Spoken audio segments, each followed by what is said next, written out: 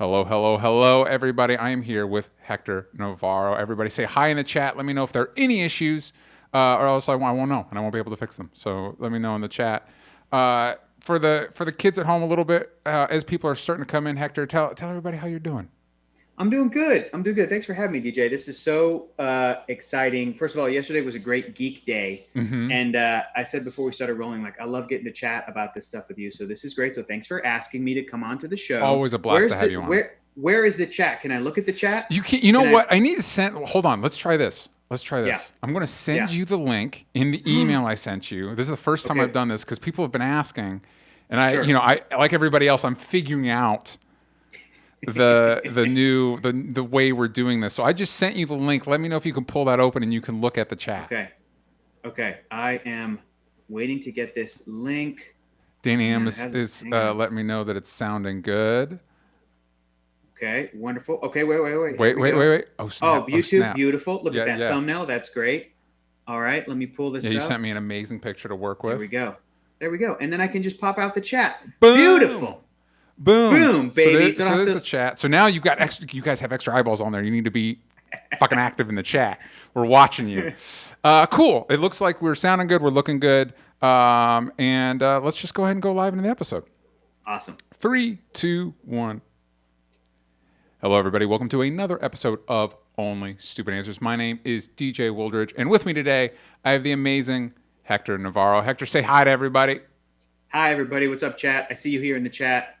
I, Hi. Hi. I feel like I need to streamline this because I've basically asked you to say hi 3 times at this point.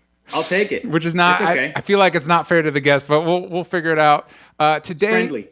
Today is a very special episode because we're talking about all the announcements that happened over this past weekend at DC FanDome. It was a huge, mega celebration of everything DC with a bunch of movie announcements from the Batman, Wonder Woman 1984, the Suicide Squad, Snyder Cut.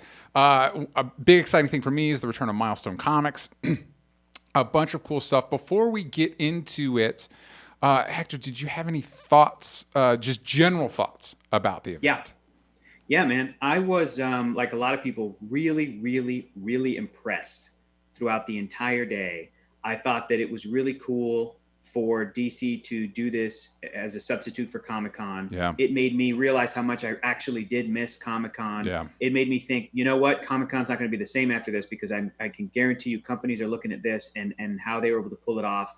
Everything being pre-recorded, I think, was really smart in a lot of ways because it let them really control sort of what was put out there in Yeah. terms of promotion and everything. And I understand the excitement of doing something live, but thankfully they still had so much like fan interaction. They had fan questions that, it still felt like that. It had that feeling of that, but a lot of that stuff was, you could tell kind of thankfully, trimmed for time. Like, a lot of the awkwardness of doing stuff via Zoom was really smartly edited and everything. I know I'm friends with people who've worked in promotion for other companies like Lucasfilm and Disney and all this other stuff. And everybody was just really so impressed. So overall, I didn't really know what to expect. And what I really appreciated was the professionalism of everything. Yeah. I also really liked how they interspersed these great, interesting panels and discussions with panelists in between the big movie shit. Yep. So it was like, hopefully people were tuning in for Wonder Woman and then they stuck around for like, here's what's happening with Milestone. Here's what's happening, on the CW show. Here's what the multiverse is. And then we go right into the Flash movie. And so all that stuff was so smart. And I think that's the best way to get people excited for like other DC stuff that's not just big movies. And, Yep. oh, excuse me, that was a LaCroix burp. Excuse me about that. Ooh, everybody soaking the LaCroix burp. Ooh, LaCroix. Ooh, LaCroix. Mendo. But I think that, and I'll be frank too. I hosted a couple of panels for DC FanDome, but for the animation and comic book side, which was pushed to September 12th, 13th. They kind of split the day programming and they kind of moved everything there. As far as I know, when that stuff comes out, it's going to be, you can click on it, you can go to an area and you can click on panels at your leisure and watch it whenever you want, like Cool. on demand.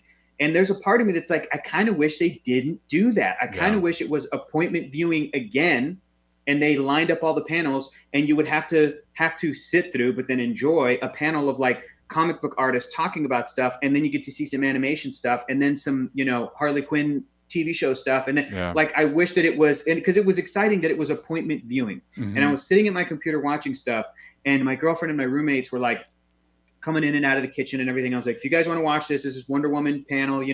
I don't think they even understood. I'm like, this is live. I didn't just click this shit on YouTube. Like, this is happening and that's it. So there'd be like, my girlfriend's like talking and stuff. And I'm like, yeah. And I felt rude, but I'm like, no, but this is not going to rerun until 2 a.m. or whatever. It's happening. So that level of excitement was super cool. Overall, super impressed. And I am looking forward to seeing how San Diego Comic-Con and other cons are going to change because of it. So it's tough because in that sense, because there is that element of, when you go to the con, the live element and being on the floor and all that stuff, but like the aspect of being not only being a part of the panel and not having to wait in the line, that engagement. And also, like, you and I have gone to our fair share of conventions. And when you get to the fan audience questions, they're never not weird. You know what I mean? They're just always awkward. So this idea where they got to be vetted and edited and incorporated is like, oh, this is good. This is good. I'm into this. Yeah. Listen, half of the fans were like, they would get to ask their question on camera, and the other half of the questions, the host of the panel would just say them. Yep. They'd be like, so-and-so from Brazil asks this. And I'm like, that's great. Just to, I love seeing fans. I love to see that interaction, but you're absolutely right. That sort of awkwardness that happens with these huge events, sometimes it can get so out of control. We've all been there for those panels where you're just like, oh my God, did that person really ask that? Yep. And then you feel bad because it's like the people, like the professional people, like, are they going to insult like, it's always this really awkward, thing. So yeah. So I'm excited when you talk about seeing how it changes conventions. I think you're very right there that it will have an effect, and it's interesting that this is the one. Like, I feel like Comic-Con online just kind of came and went. Comic-Con at home, excuse me, just kind of came and went, and this did a better job generating that kind of anticipation and energy than Comic-Con's own online setup. I agree. I think that the reason for that is because it was just DC. And it was super cool and specific. And thankfully, they had enough stuff to fill out a whole day's worth of programming. A bunch of big companies and brands can still do that. Marvel can do that. Yeah. Something like Star Wars can do that. Star Trek can do that now with all of their different shows and everything, and doing different panels. And Star Trek has like the Star Trek convention in Las Vegas, and that's awesome. But they can absolutely put something like this together to, I think, reach even more people and get them hyped. And then even within an event like that, and I'm talking about the future when it's safe to travel and there's a vaccine and all that other stuff, but even Star Trek can put something like this out. I'm a big Trekkie, if you couldn't tell. And then like they could even put a panel to be like, hey, here's what's happening at Star Trek convention this year, to just get people hyped, to be like, oh yeah, I want to go to that. I want to do that. I want to do this. So there's Danny M says, filtering out awkward questions, bless. That's what we're talking about. So I think that a lot of big companies can do that, but I think that Comic-Con itself will still need to be the main source of promotion for a lot of different industries and companies, especially comic books. Yeah. And I hope that in the future, DC Warner Brothers still shows up to San Diego Comic-Con and like blows us all away, but they can still do their own FanDome thing at another time in the year, literally 6 months after Comic-Con, just to like keep that hype train going, that would be really, really cool to see. And I would, of course, love to see Marvel do that stuff. And I think that this opens up a lot of.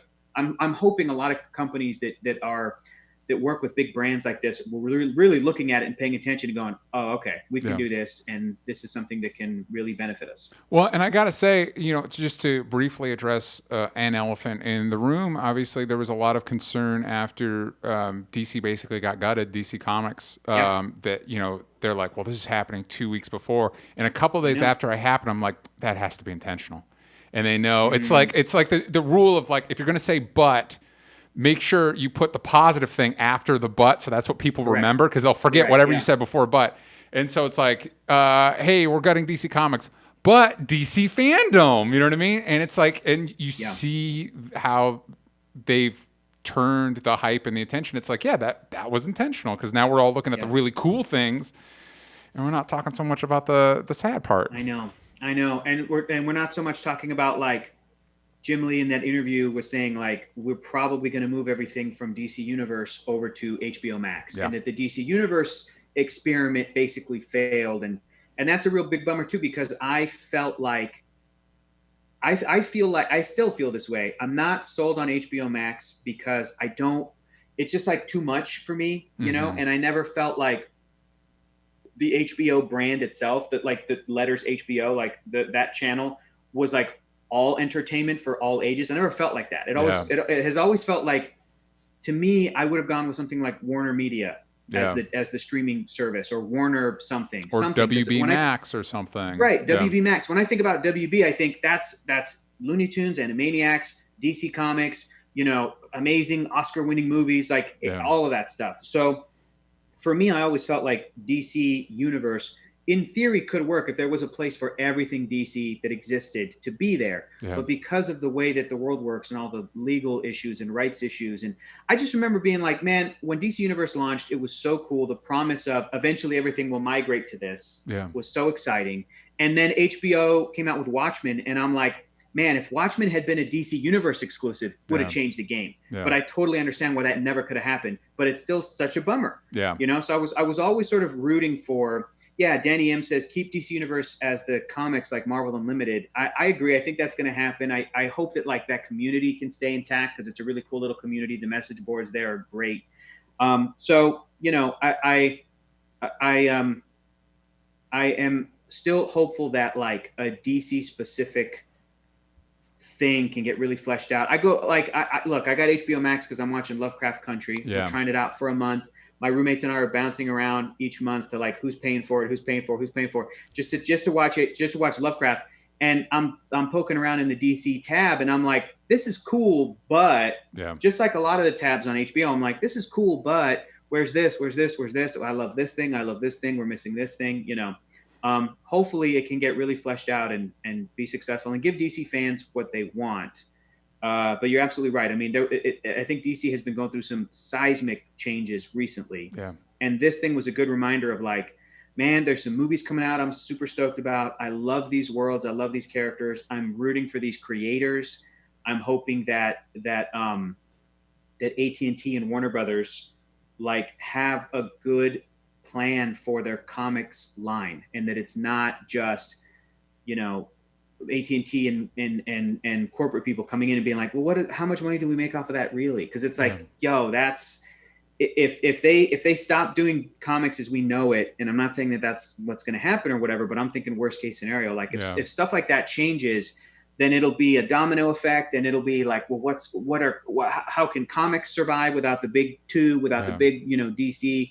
So I just hope that there are people there that really, really want to keep that thing going. Absolutely.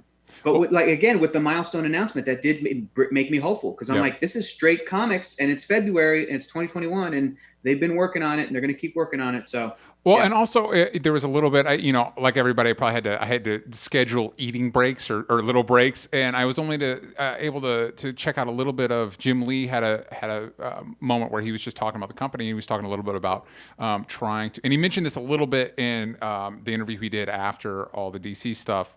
About a week ago, where he talked about being more international and having more international creators and more not just like Batman, but translated into Portuguese, but like a Brazilian hero that can be a part of the bigger universe. And I don't know how much of that's just kind of talk or how much of that we'll actually see, but I think it's a cool idea. I think, and really embracing the global reach of that brand. So we will, like everything else, we will see. I will say, kind of one of those like dark signs of the times. It's like, well, we'll see if AT&T knows what to do about comics. It's like, I hate that we had to say that sentence. I know, man. I hate it. It's weird. It's so weird. But before we've obviously been talking about, we wanted to dive right in a little bit, but before we get into the meat and potatoes of DC FanDome, I want to take a second with you and ask you: is there anything beyond DC FanDome that you're into this week? And by the way, you were talking about checking out HBO Max, and I was going to make a suggestion to you while you have it, but you might have already seen it, because I know you're a big supporter of animation. Have you seen Primal, the Adult Swim cartoon? Listen, me and my roommate Keller, he bought Primal on like iTunes like earlier this year. Great. or last year, whenever it was that it came out, where there was only half of the episodes, and then we have to wait for the other half of the season to come out. Yeah. He just bought that shit on iTunes, and we watched it all in one sitting, and I was like, this is insane. Yep. It is so good. Yep. Primal, huge recommend to that as well. I also watched one of the episodes of the new Looney Tunes, and I thought it was great. And Awesome. I'm going to watch the rest of those. Those are great. Outside of DC FanDome, Lovecraft Country, love that first episode. I'm reading the book right now. I thought it was great. Yeah. And it sounds like I'm just going to be kissing ass and being all about DC, but I have legitimately, for real, in the past few weeks, Keller, my roommate, has never seen Batman the Animated Series, so I took out my Blu-rays, and I was like, let's watch this from the beginning. Let's watch each of these episodes. And as soon as we get to a character, a villain, whatever is sort of slowly but surely introduced. And of course, the plan is to go through Batman the Animated Series, get to Superman, get to Batman Beyond, Static Shock, Justice League Unlimited, do the whole thing. Do Mask of the Phantasm, the movies, everything. Mask of the Phantasm is so good. Yeah, I told him as soon as we get to like a new character sort of introduced to the DC universe, because it started with a conversation where Keller was asking me, he goes, Hector, what do you consider to be the sort of definitive versions of these characters and of these universes? And I said, with Marvel, I can look at the comics, the 616 universe, and be like, this is it. This is Marvel through and through. Yeah. But at the same time, I can look at something like, I can look at Spider-Verse and be like, this is the version of Spidey. Yeah. I can look at Avengers, Earth's Mightiest Heroes, and go, this is a great Very Avengers good. universe. And I can also unabashedly look at the MCU and go, if somebody were like, is this the definitive Marvel universe? I could be comfortable with saying, you know what? Yes. Mm-hmm. Because to me, they nailed so much of what makes Marvel, what makes those characters work. Yeah. You know, and in a lot of cases added to stuff. There's not too many instances where they sort of dropped the ball. Yeah. Where they sort of like, you know, had a missed opportunity, other than like, there's been no X-Men and Fantastic Four yet, but so far it's a pretty phenomenal track record. The Defenders aren't mixed up in it yet. Mm-hmm. You know, who knows what's going to happen. But so because Keller's seen all those movies and he's familiar with that stuff, the reason we did Batman the Animated Series is because a lot of the DC stuff, movies and whatnot, is hit and miss. It's, you know, like Keller can watch Man of Steel and he knows whatever he likes or dislikes from the movie. He can turn to me and be like, but is this really like for real Superman? And I'm like, kind of. Yeah. You know, so when he asked me, well, what's the definitive thing? I went, honestly, the DC animated universe. It started with Batman. So he's like, well, let's do it. Let's watch it. And every time we get to a character that it's like the Two-Face episode or whatever, I'm standing in front of my bookshelf in the garage, one of my prized, I love this. This is my DC collection. Yeah. And I've gotten these compilation books where it's like, it's Batman, Arkham, Two-Face. Yep. And this is supposed to be like all the Two-Face stories. It's like a handful of Two-Face stories across the years. So then it's like, I haven't read a ton of these, and I've been collecting them because they're really cool resources. Yeah. We get to an episode and I tell Keller, let's each of us read this. And then we read it, and then we talk about it. So then now we're like, okay, I'm an expert on Two-Face. Let's go. Let's keep going. And it's been a blast, man. It's been really fun. And after FanDome, he's like, dude, I want to read Court of Owls. I want to read. This is the next one that we're gonna do because it got a name drop. Baby. Yeah, it did. You know, like that's it's incredibly exciting. Well, and also anything Darwin Cook. Darwin Cook is such. I've been every year for the past few years. I've been getting another of his Parker adaptations. He had, for those that don't know, Parker is an iconic pulp crime character that Darwin Cook adapted into a series of graphic novels. And I've just been collecting them. And it's just, you know, New Frontier is, I think, one of my all-time favorite DC stories. Masterpiece. He's just such a gifted creator. And so when I saw like Matt Reeves was like Batman Ego, I'm like, hell yeah, everybody go check out Darwin Cook. Go give it some love. Yeah. It made me very happy. That's so great that's one of the things I love about like whenever I'm talking to my wife and she's like, well, I haven't seen that. I'm like, great. We get to watch it now. And we get to go check it out. Like just the other day, I was feeling a little down. And so as a little gift for myself, I got the Raid collection. And she has not seen, I have not seen the Raid 2, but I've seen Raid 1. But she had not seen Raid 1. And so I made her watch it with me. It's always great to get exposed to those things. But yeah, Batman the Animated Series is so solid, and that whole animated universe is so well constructed. I think, like you mentioned on the Marvel side, Avengers: Earth's Mightiest Heroes is great. That actually has some of my favorite Thor moments. Yeah. Yeah. is in that animated series. But also Spectacular Spider-Man, the Spectacular Spider-Man Oh, animated series by Greg gold Weisman. standard. Yeah, is Gold great. standard. My only caveat with that one is I didn't love what they did with Craven the I'll have Hunter. to rewatch. Yeah, Okay. yeah. Okay. The one thing they took a turn with Craven the Hunter was like, I don't know if I'm buying this. But other than We're, we're, that, we're, we're talking about FanDome. Craven's my fourth favorite Spidey villain. And I am, as per usual, pretty dang disappointed that Sony's like, we're doing a Craven movie. I'm like, yeah. no, why? What the? Come on, You know what? man. It's because the person I want to see Craven fight is Spider-Man. Exactly. I don't want to Exactly. see him. Maybe I know Ryan Coogler mentioned talking about him possibly Yeah. show up in Black Panther because he Yeah. showed up in Christopher Priest run. Maybe that. But at the end of the day, I want to see him fight Spider-Man. Wait, so Yeah. you said he's number 4. What are the other 3? Top 3? I think number one is probably Norman Osborn Great. in pretty much every iteration. You know, I didn't want Yeah. to say just the Green Goblin because it's like, dude, Norman Osborn as the Iron Patriot on the Dark Avengers, like that's my shit. Like Yeah. I just love Norman Osborn across the board. Second favorite's got to be Otto Octavius. Third favorite is probably Eddie Brock Venom. Yeah. And Yeah. then I go to, and then I just read first volume of the Donny Cates Venom, where Eddie, you know, where he drops some crazy mythology onto the Venom Yep. like world, and I was like, this is dope. This Yeah. is as good as I was expecting it to be. But those are my top 3. So you know, for that reason, I'm like, I enjoy watching Tom Hardy Venom. Yeah. It's a bad movie. Yeah, but it's not a but great movie. He's having I fun. don't. He's having fun, Yeah. but I don't ever want him to meet Tom Holland Spider-Man because that's Interesting. bad. And Well, Tom Holland Spider-Man's good. Yeah. He's in good movies for the most part. But see, here's the thing though. I wonder then if maybe I do want to see that just because I'm hoping that maybe then we could get a good Venom. I think Tom Hardy can give us a good Venom. I don't think the Venom movie's terribly good. I think Tom Hardy can give us a good Venom.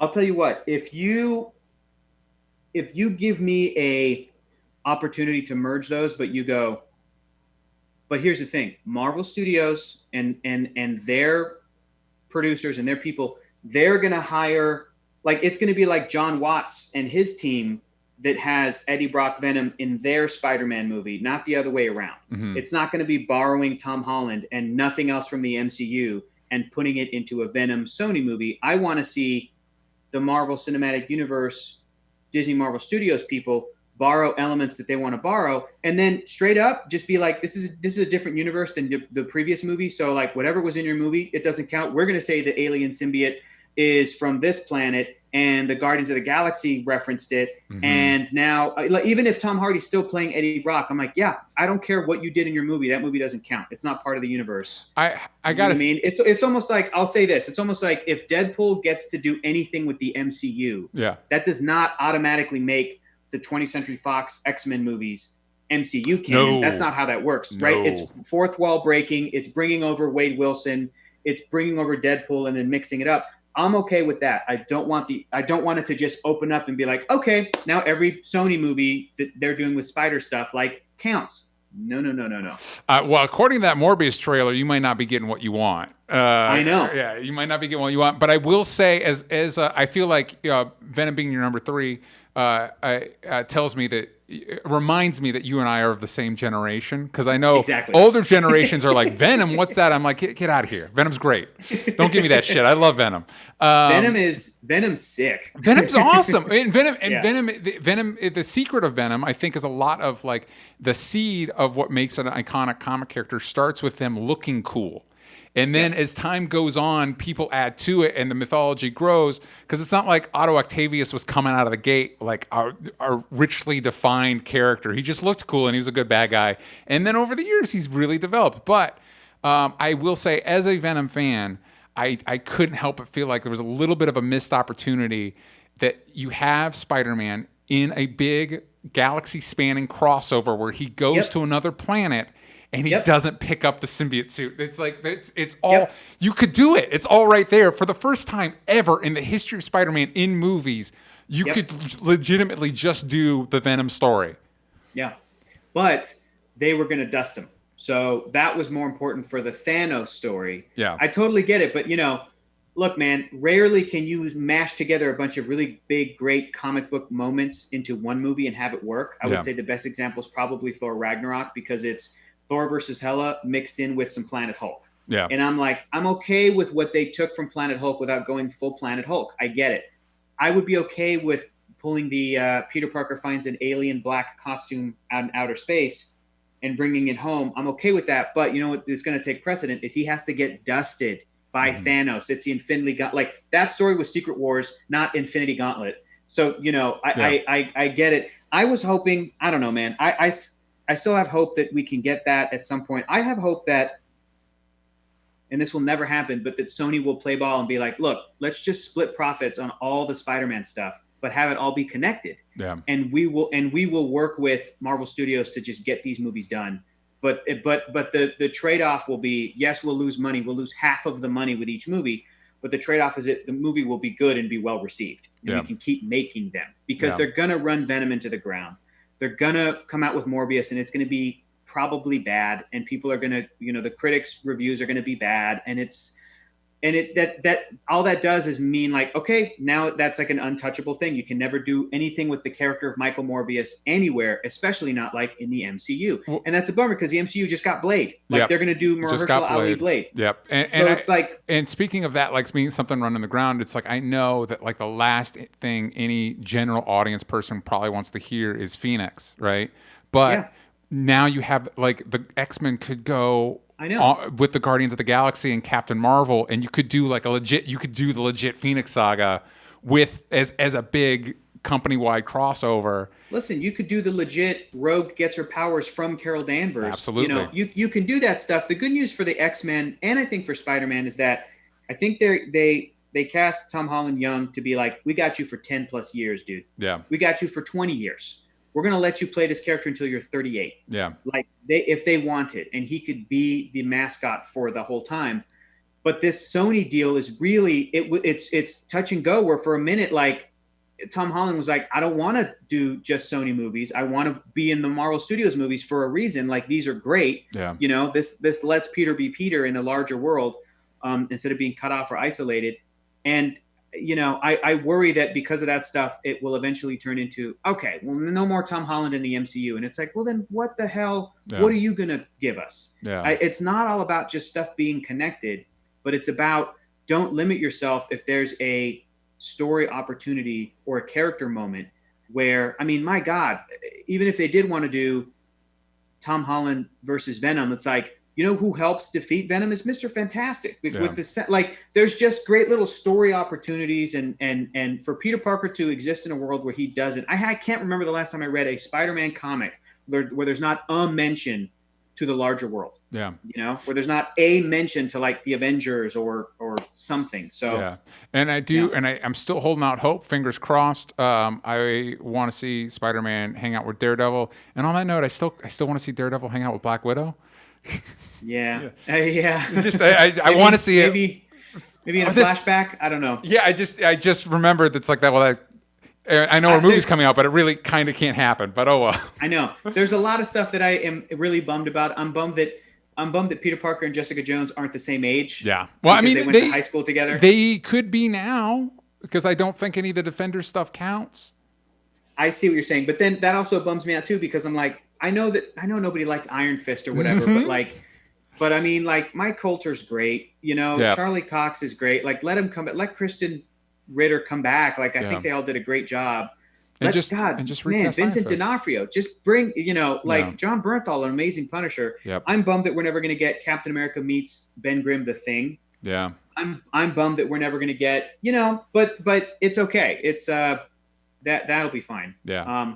Well, listen, we've gone off a different rabbit trails. Let's cycle back to the big event that all the kids want to hear us talking about. We're talking about DC FanDome, and we talked a little bit about this before off the air, but we're going to do some of the smaller announcements first, and then we're going to dive into the bigger ones. So I think we should start off with, we had two major video game announcements, both related, at least tangentially, to the Batman Arkham games. One of them was Gotham Knights, which is now following. It takes place after the death of Batman in a way that seems similar to the ending of Arkham Knight, except it's not. It's not Kevin Conroy doing the Batman voice, so that confused me. Yeah, But yeah. it's following Batgirl, Robin, who I believe is the Tim Drake Robin, Nightwing, and Red Hood, and then we also got the Suicide Squad kills the Justice League, which is from Rocksteady, and they did confirm that it is part of the Arkham universe. Hector, what were your thoughts on these games? Well, I'm not the biggest gamer. I played a little bit of the Arkham games back in the day. There's stuff I really dig about them. There's stuff that I can't really super connect to, that's very like typical kind of video game stuff that is just the world we live in today. Yeah. I thought both of these looked great. I thought that here's the thing that I'm so stupid and I didn't really realize until I actually saw the lineup of the Gotham Knights. But Nightwing, Batgirl, Red Hood, Robin. Wow, there's a lot of white characters in Gotham running around beating up. I'm like, yep. Oh man, we couldn't have had a Signal. We couldn't have had a, I'm like, this is interesting. Those are the four biggies. Don't get me wrong. Those are the sidekicks to go to. But there was a part of me that was like, I wonder if we're going to get any unlockable Cassandra Cain, she's, something else. But I do love those characters, and it's cool that that Rocksteady is it Rocksteady that's doing both of these? No, I think it's WB Games Montreal. I think is doing Gotham you're Knights. Right, Gotham Knights. It's just cool that they're going to make a bunch of gamers have to play as Batgirl. I'm like, that's great. That's great. Yeah. Super cool. Hopefully they'll become big fans of the character, and hopefully they'll be super fun to play. I think that the Suicide Squad was also, that footage was really, really fun. Yeah. I also caught some of the Will Arnett interacting with it. I'm like, that stuff's kind of fun. It just seems fun, And I think Suicide Squad had a good day yesterday, so that's cool. They had a really big day yesterday. I'm excited to talk about the movie stuff. I was interesting. Obviously, we didn't see any gameplay footage for the Suicide Squad game. It appears that the setup is they revealed that it's set in Metropolis, and they're trying to make Metropolis as much of its own character like they did with Gotham, which as a Superman fan is super exciting. Cool. But it looks like the Justice League is being mind controlled by Brainiac, as evidenced by Superman scorching a guy. And I have a theory that Sam and I were texting each other the other day, and I joked that it was maybe this was their way to get around doing a Superman game with the Suicide Squad kills him. And they're like, well, we can't now. We can't do it. He's dead.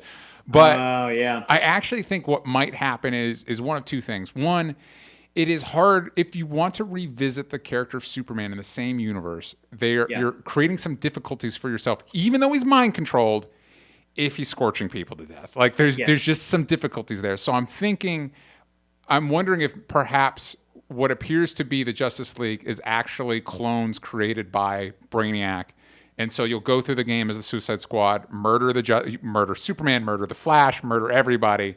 And then it's revealed that actually it's a cheat. They're over here and they're fine. And then in 2025, we have a Justice League game. Potentially, man. I'm okay with exploring that darker side of it, especially in projects like this. I'm not considering it maybe this is unfair, but I know that a lot of people, the way that they connect to these worlds are through video games. So it is a little bit of a bummer that a bunch of people are going to be diving into really the character and world of Superman. And the first kind of real serious dive into this is going to be he's killing a bunch of people, but at the end we'll save him. And now he's no longer mind controlled and he can kind of be Superman. And it's well, hang on a second. That is really effed up. That's really beyond what a lot of Superman stories have done. Is another Superman game or story going to deal with the fallout of that? Probably not. But on the other hand, this is not a major motion picture. This is, which to me is the real big, those are the ones that I think most people on Earth will see, be exposed to, and consider to be, that's the, Batman kills people because I saw it in movies. And it's oh no, that's not necessarily the case. Yeah. So I'm okay with the games, just even Injustice, I'm fine with it. It's cool. There's great storytelling potential in there with the writers that have worked in that world. And it's okay because it's all alternate universe-y stuff. But I don't know, man. I like your take because that would mean because I would love scenes in that story where the heroes can be heroes, even though it's a Suicide Squad story. Yeah. But if they're able to build up the Justice League to be and they come out of the brainwashing and they did it. They took over Brainiac or whatever, they're heroic and we root for them and we care about them as characters. That would be cool. To the point where imagine people playing this game and by the end of it, if you go, oh my God, they have to do a Superman game. I want to play Superman now. That would be so exciting. That would be really cool, and I also like Yeah. the way that you frame that at the end. That like, I feel like that's very true to the Suicide Squad. That you go through the whole game, you're the ones that save the day, but because you release the Justice League, they're the ones that get the credit. Yeah, And, good point. And I think that'd be a funny, true story beat to them. Yeah, for sure. Brief mention to Titans season 3. We got some news on that as well. It sounds Cool. like Red Hood will arrive. I don't. Yeah, I caught some of this. What's the deal? Is Jason Todd dying or no? I don't know. They just said he did some sort of like quote about like the sun that is rejected comes back to burn the village for the warmth. I don't know. Anyway, so it's basically, it's in the season 2 he left the team. And so it sounds like he's coming back for revenge. I don't know if death and resurrection happened in between that time. I don't know if we're kind of doing something different with that, because I would be surprised. We saw in an alternate mind version of the universe at the end of season 1, we saw Joker dead on a car, but I doubt he could factor into the show that much. We also got Barbara Gordon is going to be the commissioner of Gotham, which makes sense because in the Titans universe, Batman's old as shit. Great. I like the actor. He's just a very old Batman. Yep. And the Titans are relocating to Gotham, and apparently Scarecrow will show up. Have you been following Titans? I watched the first 2 seasons, and I like that one Deathstroke episode, and pretty much not a whole lot else, which is a real bummer. That show's kind of bonkers, man. To me, it's really sort of all over the place. I think it wants to be the Marv Wolfman New Teen Titans, but also like a hard rated R, like Christopher Nolan, Zack Snyder aesthetic. And I'm like, these things don't work together, guys. Yeah. What are we doing? What's the show? It is I may watch it, but it's kind of, it started and I was like, this is pretty cool. This feels like this feels like their answer to Netflix Daredevil. And then by a couple episodes into it, I went, oh no, this is just the show Gotham. This is just as bonkers as Gotham. So it's like, okay, well, sure. yeah. It's interesting how they ping pong across tones. I did think season 2 was better, but it didn't end on the best note for me. So we'll see. I'm going to check it out because I'm just gonna. That's what's going to happen. Yeah. We also should mention that while we didn't get a lot from The Flash, we did get some concept art, and one piece of concept art 100% had Michael Keaton's Batman in it. Oh, absolutely. Yeah, man. And it's a suit that it's almost like here's the Flash suit, sort of like the normal Flash suit from the comic books, and he's finally getting it after 2 movie appearances. Is that how many movies he's been in? He was in Suicide Squad 3, so 3 movie appearances. 2.5, 3.5 if you count the Snyder cut. Right, 3.5. So he's had that segmented suit, and it's a thing that I've kind of been a little bit torn on, because on the one hand, I like the idea that like the superhero character that we're familiar with doesn't become their true self until the end of the first movie, the third act of the first movie, maybe even the second movie. Yeah. I like that Peter Parker has the homemade suit, but then like Tony Stark shows up and he's like, just be Spider-Man. Here's the Spider-Man suit. Yeah. And I've had mixed feelings on that because I like the idea that Spidey makes his own suit, but at the same time, I'm like, make him Spider-Man. Like, let's see him in the suit. So it was so cool to see the new sleek skin tight Flash. And people were pointing out, as I was excited about it, people were like, I'm sure that post-production is going to make that stuff look super dope, like lightning and energy coming through. And a part of me is going, I almost just wish that he had that from the get. You know what I mean? Yeah. I understand the idea of like, none of these characters are their full realized self. Totally. But I didn't have to wait that long for the Aquaman movie. Yep. And then he gets the gold orange, in the third act of that. And for me, that was a dumb, great moment where I was just like, awesome. Yeah. Momoa is Aquaman. He's earned it. So I'm excited, but I do wish that he had, and maybe it was because they didn't want it to look too much like the Grant Gustin. I don't know. Yeah. There's like a bunch of stuff at play. I get it, but it looked really dope. And that was totally Michael Keaton. It was so weird. Yep. And that was an interesting panel. And the whole talk about the multiverse has been very interesting because, they were bringing up great points about, look, Flash invented the comic book concept of the multiverse. Yeah. You're not wrong. He absolutely did it in 1960 whatever or Yeah. 1950 whatever with the Flash number 123 No. with Jay Garrick and Barry Allen. You're totally right, but these movies have not been going there Yeah. really, and for Spider-Man to come out with Spider-Verse and just do it all in one movie, like great character arcs for the characters they're focusing on, super fun, huge love letter to everything Spider-Man. Yep. I think it was a triumph, that movie, and I think that probably helped a lot of Hollywood people be like, okay, let's go for it in the next one. I'm just hoping that like if they're really going to do this, I am not the biggest fan of the Flashpoint storyline Agreed. for the comics. Yeah, agreed. If they're really going to do this, I hope that it does not get lost in look how cool this is. Now this Batman's here, and Yeah. it's like, Well, 'cause- cool, man, but like it's a Flash movie. You know Exactly, 100%. That's my main concern because they're like, Michael Keaton's Batman, and he's going to be the Nick Fury. I'm like, what is all this? And then Ben Affleck's Batman, and of course the nerd in me that enjoyed all the geeky crossover stuff in CW Crisis of Infinite Earth stuff.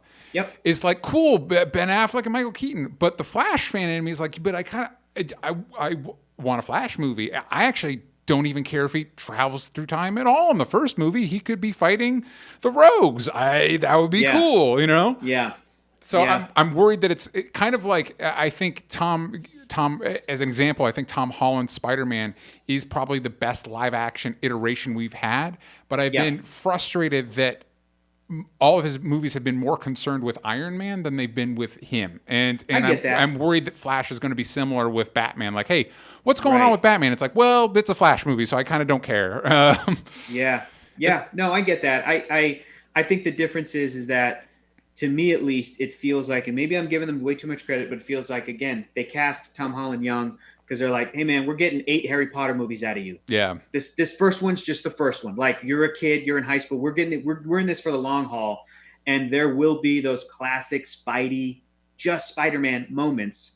And End of Far From Home, I thought was great. Is he's swinging through New York kind of for the first time when I'm like, holy shit, like, this is cool. He picks up MJ and she's freaking out. Put me down. I'm like, this is great. Just them two. This is wonderful. And then Jay Jonah comes in. Yeah. And then the cliffhanger ending. I loved all that stuff. Yeah. But yeah, the second entire movie being about the vacation and Mysterio. I love Mysterio in that movie, but he's in Europe. And I'm like, that's cool, but I want Spider-Man, in the heart of New York. His first movie fighting Vulture. I love Vulture, but I also feel like those two movies suffered from Sony executives or some executives being, well, look, the first Spider-Man movie was Green Goblin. Yeah. The second Spider-Man movie was Doctor. I'm like, no, hang on. So nope, that's not true.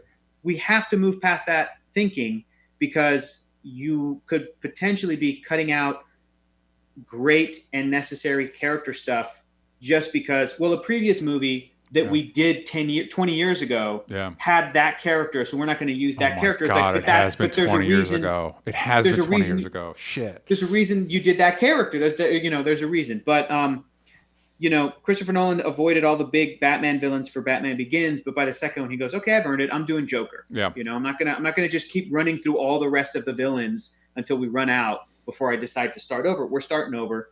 I'm hoping that the Flashpoint movie can focus on Barry Allen, make us care about him. I don't know. I saw a lot of people talking about the Ezra Miller stuff yesterday too. That's weird. It is weird because it's weird just because like there's a lot of people that are fans of those movies that are very, very, very aware of every single little thing that people do online, big and small. They're very aware of like, look, man, if the Justice League Joss Whedon set was an abusive set, those people need to be held accountable. I agree. Yeah. Those people need to be held accountable. They're put out an investigation, and I see a lot of people that I hope truly do care about that and don't just care about, well, my favorite, movie and my favorite director and my favorite actors, like they were frustrated by this, so let's go get them. It's like, if you care about that, you got to care about across the board type of stuff. It's tricky. I mean, the same conversations are being had with Amber Heard and Aquaman, Johnny Depp and the Harry Potter movies. Like Warner Brothers is like, there's some rocky stuff there. Yeah. I don't know if that's going to be addressed, how it's going to be addressed. I just know that every time I see anything about this Flash movie, I do think about that, and that sucks. Yeah, really sucks. Same. I'm in the same boat, and I guess I'm going to say is I hope it all works out for the best. I mean, yeah, Yeah, yeah, that's I don't know what else to say. But yeah. it is weird and it is hard. And it's weird that it's not addressed, but how you're definitely not going to address it here on this No, platform no, I anyway. know, I On a know, much but more yeah. on the much more positive end of things, we got Shazam 2, which was I didn't really sit through this one, but it was adorable. And Sinbad showed up to play into that joke, which was great. And we got a title for Shazam 2, which is Shazam Fury of the Gods, which I think is a great title. Me too. Me too. It's very pulpy. I loved it. I sat through this whole thing. I thought that this panel was hilarious, dude. Yeah. This was a highlight for me because it opens with Zachary Levi playing up the fact that he can't say anything Yep. about Shazam 2. And they were really playing that up, and he's very charming. And then they brought on a couple of the cast members, a couple of the kids, a couple of the actors who played the adult, versions of the Shazamily, and they were great. I love that. Shazamily. And then Levi was joking about how he made because he was making jokes about the Zack Snyder cut, and he goes, "Well, I made my own cut of the first Shazam movie, and it's I did this and this, and then like the director David F. Sandberg shows up, Yeah, and he's like, Did you cut into my movie?" Like is just leaning into that, and then Sinbad, the joke being that, God, man, it was so funny, DJ, because Sinbad shows up and he's so quick and so funny, yep, and he's saying like, people think I was in a movie called Shazam in the 90s. I never made this movie. It doesn't exist. He goes, look it up. I'm the third Mandela effect. Yeah. And then he goes, Zachary Levi goes, wait a minute, Sinbad, are you in this movie? Are you in the sequel? He goes, you tell me, John Krasinski, am I in this movie?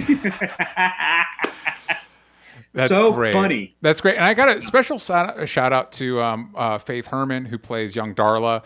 She's the most adorable kid on the planet. Not to throw every other kid under the bus, but she's the most adorable kid on the planet.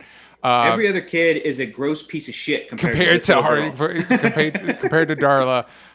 But yeah, I'm glad that they were able to have fun with it. We will loop back a little bit. That it's interesting that like Shazam and Black Adam didn't really reference each other at all. Right. So once we get into the Black Adam stuff, we'll dive into that. But I'm glad they had fun, and I'm glad that they took a second with some of these other things that it's like are way not in development, but we still had a time to check in on them and see where they're going. And I'm looking forward to that movie.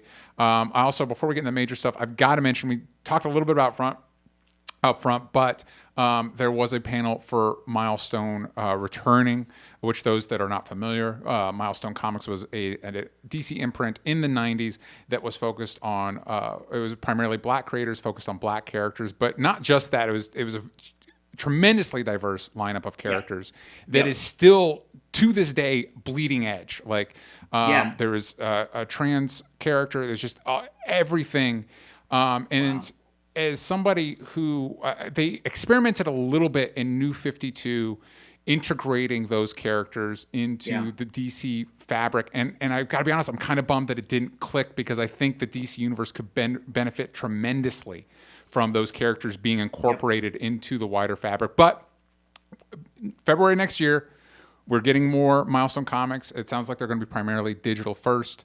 They mentioned that they're working on a Static Shock movie. They're working on animated movies, which I think is really smart, because some of the Milestone characters are a little bit more adult, edgier. And considering a lot of those animated movies like Justice League Dark and stuff like that have skewed to R-rated, I think that's a good relationship. Hector, how familiar are you with these characters? Are you excited that Milestone's coming back? Not very. And another reason for that is because it's tough these are all out of print. Yes. And they're bringing them back. And DC Comics has not been, because of various reasons and legal issues and all this other stuff, like they don't put these out in the way that they put out a bunch of old comics, that you can go and get in collections. So that's the other thing they announced, is that leading up to February, they're going to be putting out digital versions of their old stuff. Yeah. I'm really hoping and assuming it will eventually lead to like physical reprints of collections of Milestone stuff. I mean, look, watch this. Look at this. Right at the top of my DC shelf up there, I've got Superman, Batman, the Golden Age, right? Wonder Woman, the Golden Age. All the characters, the Silver Age, the Bronze Age. Like, if they put them in collections like this, where they just go like Milestone, Static Volume 1, and there's like a couple of years worth of comics in there. Oh my God, I will buy the shit out of them. 100%. And I mean, and I feel like they could put out like those great like who's who, like one little issue or an encyclopedia thing to be like, here's what all the characters are, and to just get everybody caught up. The animation, like you were saying, is a great idea. Yeah. Phil Lamar was there, the voice of Static. They were talking about the impact of that show, Static Shock, still really bleeding edge to this day. Like you were saying, outside of the Miles Morales Spider-Verse animated movie, there's not that many young black or characters of color led superhero stuff. This whole thing was a real delight for me. They were talking about the impact of Dwayne McDuffie. They were talking about the history of Milestone, but just the fact that it's finally coming back in these big ways.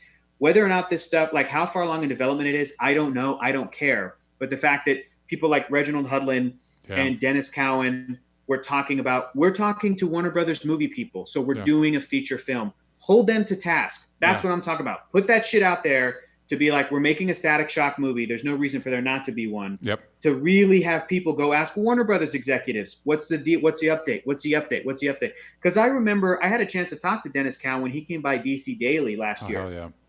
One of my favorite days, man. Hearing this guy talk about stuff, hearing him talk about how HBO's Watchmen had just come out and reminded the world about the Tulsa massacre. And Dennis Cowan's telling us that the inspiration for the Big Bang and the Bang Babies in Static has a similar real world event inspiration that people don't know about. And we were like, what? Did this really happen? And go look into it. Go do that kind of research. Go hear Dennis Cowan talking about this stuff is phenomenal. But we also talked about, Miles Morales. And he was like, Miles come out and he's this young, funny, biracial superhero character. And we always felt like that's who Static was. And Static was that, 10 years before Miles came out on the scene, 15 years before Miles came out on the scene. Absolutely. So I think that if there's room for Miles, there's absolutely room for Static. And it's not about who came first and who did what better. And look, man, if you can have Thanos and Darkseid, you can have Static and Miles. 100%. And you think about how many characters do Marvel and DC have that are basically Batman ripoffs? You know what I mean? Like Moon Knight, Daredevil. You know what I mean? Like and it's all fine, and they all have their things that they bring to the table. And I am hoping we have a question here from our Discord. If you want to ask questions for our show, you can go to patreon.com/onlystupidanswers and be part of our Discord. Aside from the obvious answer of Static, which Milestone characters would you like to see get adapted into film or TV shows? And I think there's so many, like Dennis Cowan, speaking of Dennis Cowan, he mentioned his love for Hardware, who is, I was lucky enough, like you said, they're not collected, which is a shame, and I'm glad that they're coming out now. But just through going through long boxes at thrift stores and stuff like that, I have the first issue of Hardware. I have a couple issues of Icon, and I have a couple issues of Static. And Hardware excites me a lot. And Jason Inman was on our show a few months ago now. And we were talking a little bit about Milestone. And this is a very reductive way to describe these characters, but it's just a good little summary, even though there's a lot more to them. Hardware is kind of like Black Iron Man. If Tony Stark was black and he was working for Lex Luthor, that's kind of Hardware's deal. Icon is, and it's again much more complicated than this, but he's kind of a black Superman. For me, the one I would love to see more of is there was a team called the Blood Syndicate, and you mentioned the Big Bang. The Big Bang was a bunch of gangs, and then they coming to fight each other, and then the local government used that as an opportunity to use experimental gas on them, and some of them got powers, and a lot of them died.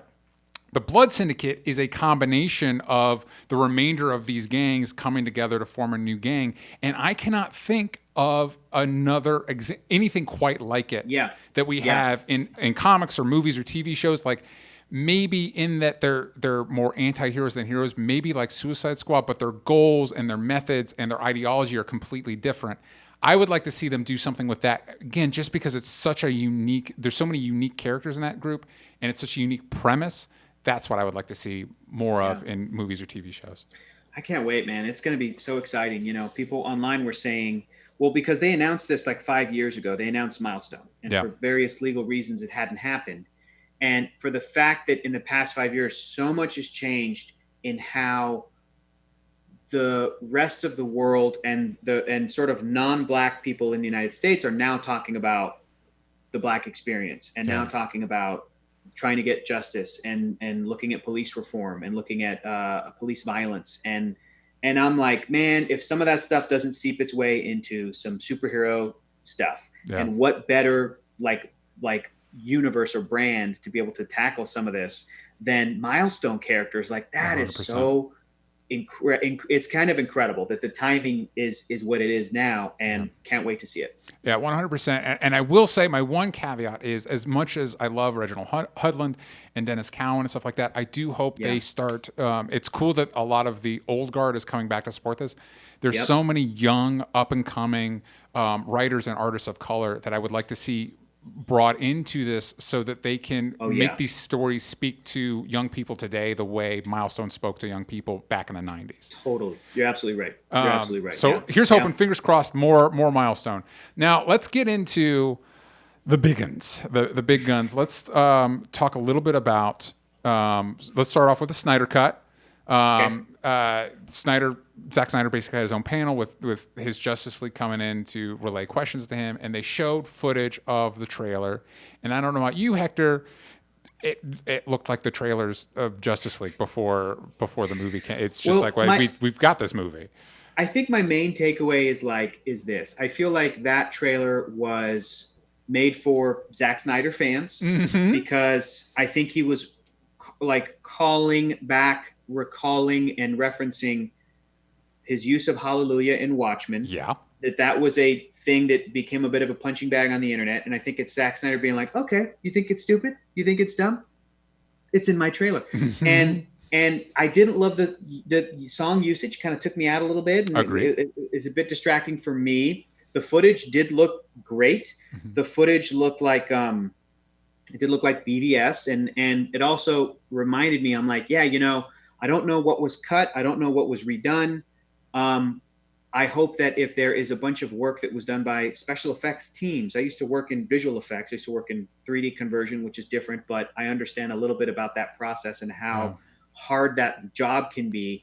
That if there's a bunch of stuff that was able to be recovered, I hope that it can be put on display, and a lot of visual effects teams can be like, yeah, that's the stuff I worked on and wasn't in the theatrical movie, and that's cool. But my main takeaway was like, I feel like the reason it was for Zack Snyder fans is because Zack Snyder fans, I think, are very aware of every single little difference that has been trickling for the past 5 years between his version of the movie and the theatrical Joss Whedon thing. I only saw Justice League theatrical once, and I was like, I think I'm good. I don't want to watch this movie again. I didn't like it. I liked parts of it, but I didn't like it overall. So when I was looking at the footage, I was like, okay, I know Kiersey Clemons was not in the movie, so I know Iris is new. This sequence with the Flash is new. Because the internet would tell me all the time the stuff with Victor Stone playing football is new. I'm like, okay, that's new. And then Silas Stone dies in the footage, and I was like, did he die in the movie? And my takeaway was like, before this thing comes out, and also I don't know how I feel about the 4-hour, split up. Yeah, that to me feels like it's definitely HBO Max being like, how can we kind of, milk this? This is a big deal. We want to milk it, versus like, how can we let the director and everybody like put out the version that they want to put out, and we'll do the movie. I feel like it's a little bit like, but listen, Tarantino did it for Netflix. It's fine. So I'm just saying I might wait for the whole shebang to be done if I'm going to watch it and then do the 4-hour cut. But I also said, and I intend to do this next year too, before it comes out, I'm like, I'm going to rewatch the theatrical because I don't remember too much about, like, I don't remember what happens in it other than, Aquaman and Wonder Woman didn't die. They had moved, I know that all the characters didn't die. I know Superman came back. I know, I'm going to rewatch it so that I have that fresh in my mind. Yeah. So that if I were to watch the new one, I could really appreciate and understand what we didn't see the first time. So I think the trailer was made for the fans that are so on it that they were seeing all the new pieces of footage and all the differences. And I'm sure they were like, this is different. This is different. This is different. This is different. Awesome. And I'm like, I don't really remember too much. Yeah. But I didn't love the song. I didn't love the song. I will say my one caveat, and I'll get this out there right off the bat. I did enjoy the Ultimate Edition, the director's cut of Batman v Superman, a good amount more than the theatrical version. That is the one thing I will give the Snyder Cut. But the conversation around it and getting it made has been so toxic and continues to be. I saw people posting some of Zack Snyder's clapbacks to people that didn't necessarily like the trailer. the conversation around it is so toxic, and I felt a little bit about like, and the conversation with Joss Whedon right now is so toxic that it kind of felt like the tagline for AVP, like whoever wins, we lose, kind of a thing. Like,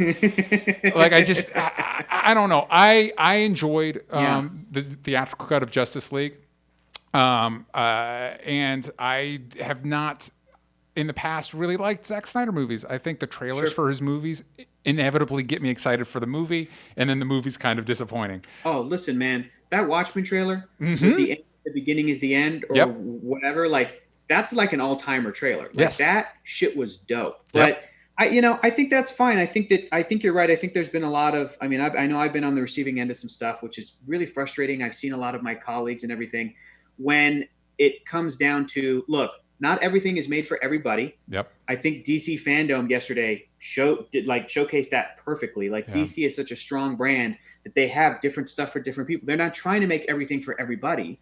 They're not trying, the people who play the Suicide Squad video game that's coming out are not going to be the same people who watch the CW show Supergirl. Yeah. Those are different audiences, and that's okay.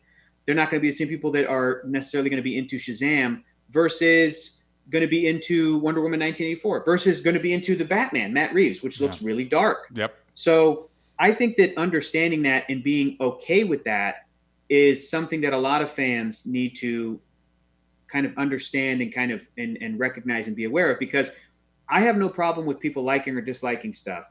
I get frustrated when people go, well, you don't like this thing, and this should be the main thing. This is the only thing. This is the main thing. Because I'm kind of like, it's not. Yep. It's not. It's not. I have been accused of not liking DC because I didn't love Batman versus Superman: Dawn of Justice as much as other people. And I'm like, yeah, man, but I talk about everything else DC. Yeah. And I know a lot of people who are just really kind of zeroed in and focused on these movies and don't necessarily tend to talk about all the other stuff as well. Although, except for the Todd Phillips Joker, there's a lot of crossover there. There's a lot. Yeah, there's a lot of mixed a lot of mixed conversation on that one. And I've been on the receiving end as well. Like people are like, "Oh, you just don't like Marvel movies." Like, I love Civil War. I loved Endgame. I love Black Panther. What are you talking about? Like, I know. People have opinions. But I have also had a lot of people. The thing for me is that where it got really, really bad and really frustrating and really. I mean, I don't want to use the word nasty because it's kind of worse than that. But like, I've had people that have created fake Twitter accounts with my photo to purposely make me look bad, to be, to go and talk to people that are talking about these movies and then say like vulgar stuff to them and then have those people be tricked and then respond to me like, dang, Hector Navarro, you're a jerk. And I have to come in and be like, you need to shut this down. This is horrific. This is awful. Or accusing me of some awful stuff. And I put out some of that frustration a week or so ago. And a lot of people were reaching out and being like, hey, man, I'm really into this movie. I can't wait to see this movie. I really hope you do not think that this is indicative of the whole. Like, I'm really trying to stay positive. It really bums me out that you're getting some of this heat. And of course, I know that it's not everybody. Yeah. It's never been an issue of every person who enjoys a Zack Snyder movie is going to be toxic online and they're going to be bullies and they're going to be engaging in harassment. That's not the case. But I think that there is a lot of there's a lot of young people that love this stuff. There's a lot of people our age too. But I think that if you're not a fan of these movies, I think that's okay. Yeah. If you're a fan of these movies, I think that's okay too. And I think if you are a fan of these movies, I think that unfortunately, I feel like you got a little bit more of a responsibility to really be a little bit more positive than per usual. Do you know what I mean? In the same way 100%. That like, look, man, if you're a Star Wars fan and you're online a lot, do me a favor, be positive, just to kind of combat a lot of I hate The Last Jedi and Kathleen Kennedy. And there's a lot of misogynistic and racist bullshit that's out there and a lot of terrible stuff on YouTube. So I'm like, look, if you want to be a comic book fan, awesome, go for it. If you want to be a Zack Snyder comic book movie fan, awesome, go for it. Be real positive. Yeah. And be positive and passionate about the thing you love, but also, when you see some messed up stuff, be like, hey man, don't do that. We don't have to do that. I've seen that too. When the Snyder Cut was announced, I saw some people being crummy, and then I saw other people going like, hey, we won. We got the thing we wanted. We don't have to do this anymore. We don't have to be this way anymore. Yeah. So I get it, because I'm a big Star Wars fan and I love The Last Jedi. It's probably my favorite. And so, I know it's my own personal thing, and I try to go out there and be real positive about it, just because I know there's so much grossness around that particular movie online. It's become this sort of lightning rod that I'm like, no, you know what? I'm going to try to be cool. Movie's coming out next year. I hope people enjoy it. It's going to be very interesting to see what kind of precedent it sets for anything moving forward. Like how are the fans going to respond? How's the studio going to treat it? It's interesting. I mean, all of yesterday really felt like this whole thing has really felt like been kind of wild to see Warner Brothers basically own up to the fact that they messed up, and they're really letting this guy come in and really do the victory lap of like Warner Brothers, you fucked me over, but I'm back, baby. I'm like, this is amazing that Warner Brothers is kind of doing that. So we'll see how it all plays out. It'll be interesting. I will be interested to see. Oh man, if critics are not stoked on it, all that conversation will come back. I think it's a win-win either way, man. I think this movie's already a win-win either way for the fans, because if the movie comes out and critics don't love it, it will only prove that the thing that the fans have been saying this whole time is true, that this guy's a genius and critics are out of touch and everything will continue as it had happened before. Yeah. If critics do like it, it will only further prove that the guy's a genius and that the theatrical version should have never come out. Like it's a win-win. The thing that's going to be interesting for me is knowing how Batman versus Superman, that direction of these characters started to go in, and a lot of stuff was left unresolved at the end of that film, specifically to tie into the next one. Yeah. And that originally Justice League was going to be like a 2-part, like it was going to be more and more and more. And everybody talks about, well, it was going to be a 5-movie project that he was going to work on before things changed. I wonder if this thing comes out and will it resolve stuff or will it have more cliffhangers? And if it has cliffhangers, are fans going to go, that was satisfactory? Or are they going to go, Warner Brothers, hire him back and let's do another one? And are we going to be right back in the same spot we were before? I think that's a very legitimate question. And also I've been wondering too, like with Flash, I think Flash, they're kind of positioning the Flash movie as a way to kind of paper over some of this stuff. Yeah, which I'm not stoked about either. Yeah, and but it's tough because I do like the direction the DC movies have gone post Justice League. You know what I mean? And so I kind of hope that this doesn't kind of drag us back to where we are, because I like that there's this kind of like each movie kind of has its own distinct personality and distinct tone and can tie in, but doesn't necessarily need to, and all that stuff. I don't know. We'll see. A lot of questions, but I do think that that's a good point, because when Zack Snyder's leaked stuff, the implication has been that Justice League was also going to end on a cliffhanger. So that's a whole other can of worms that we'll have to figure out. On the other end of long gestating projects, we also got early looks at Black Adam from Dwayne Johnson, who I think is possibly the best hype man you could ever hope to have for in a movie. It's funny. I was telling my wife this the other day. We had comic artist Doc Shanner on the show, and he was kind of talking about superhero designs and how like their silhouette needs to be distinct, even if they're like tiny on a page. And so when the DC FanDome did that thing where they they're going through the CG environment and they get to him and he's backlit, even just from the silhouette, I'm like, oh, that's The Rock. Just the shape of his body.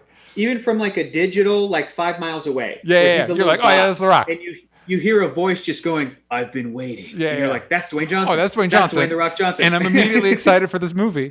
And he talked about Boss Logic helped put together the teaser that we got, which gives us a little bit of the backstory of Black Adam. And by the way, I just want to throw this out there. I haven't seen a lot of chatter about this online. There's a scene in that. There's a lot of him as a slave and him rising to power, some references to some iconic Black Adam covers. But there's turns into a giant scorpion. It's pretty cool. It's pretty cool. I was really impressed. That was a fun callback, I thought. I didn't expect the Mummy movies to be tied into the DC universe, but it makes sense when you think about it.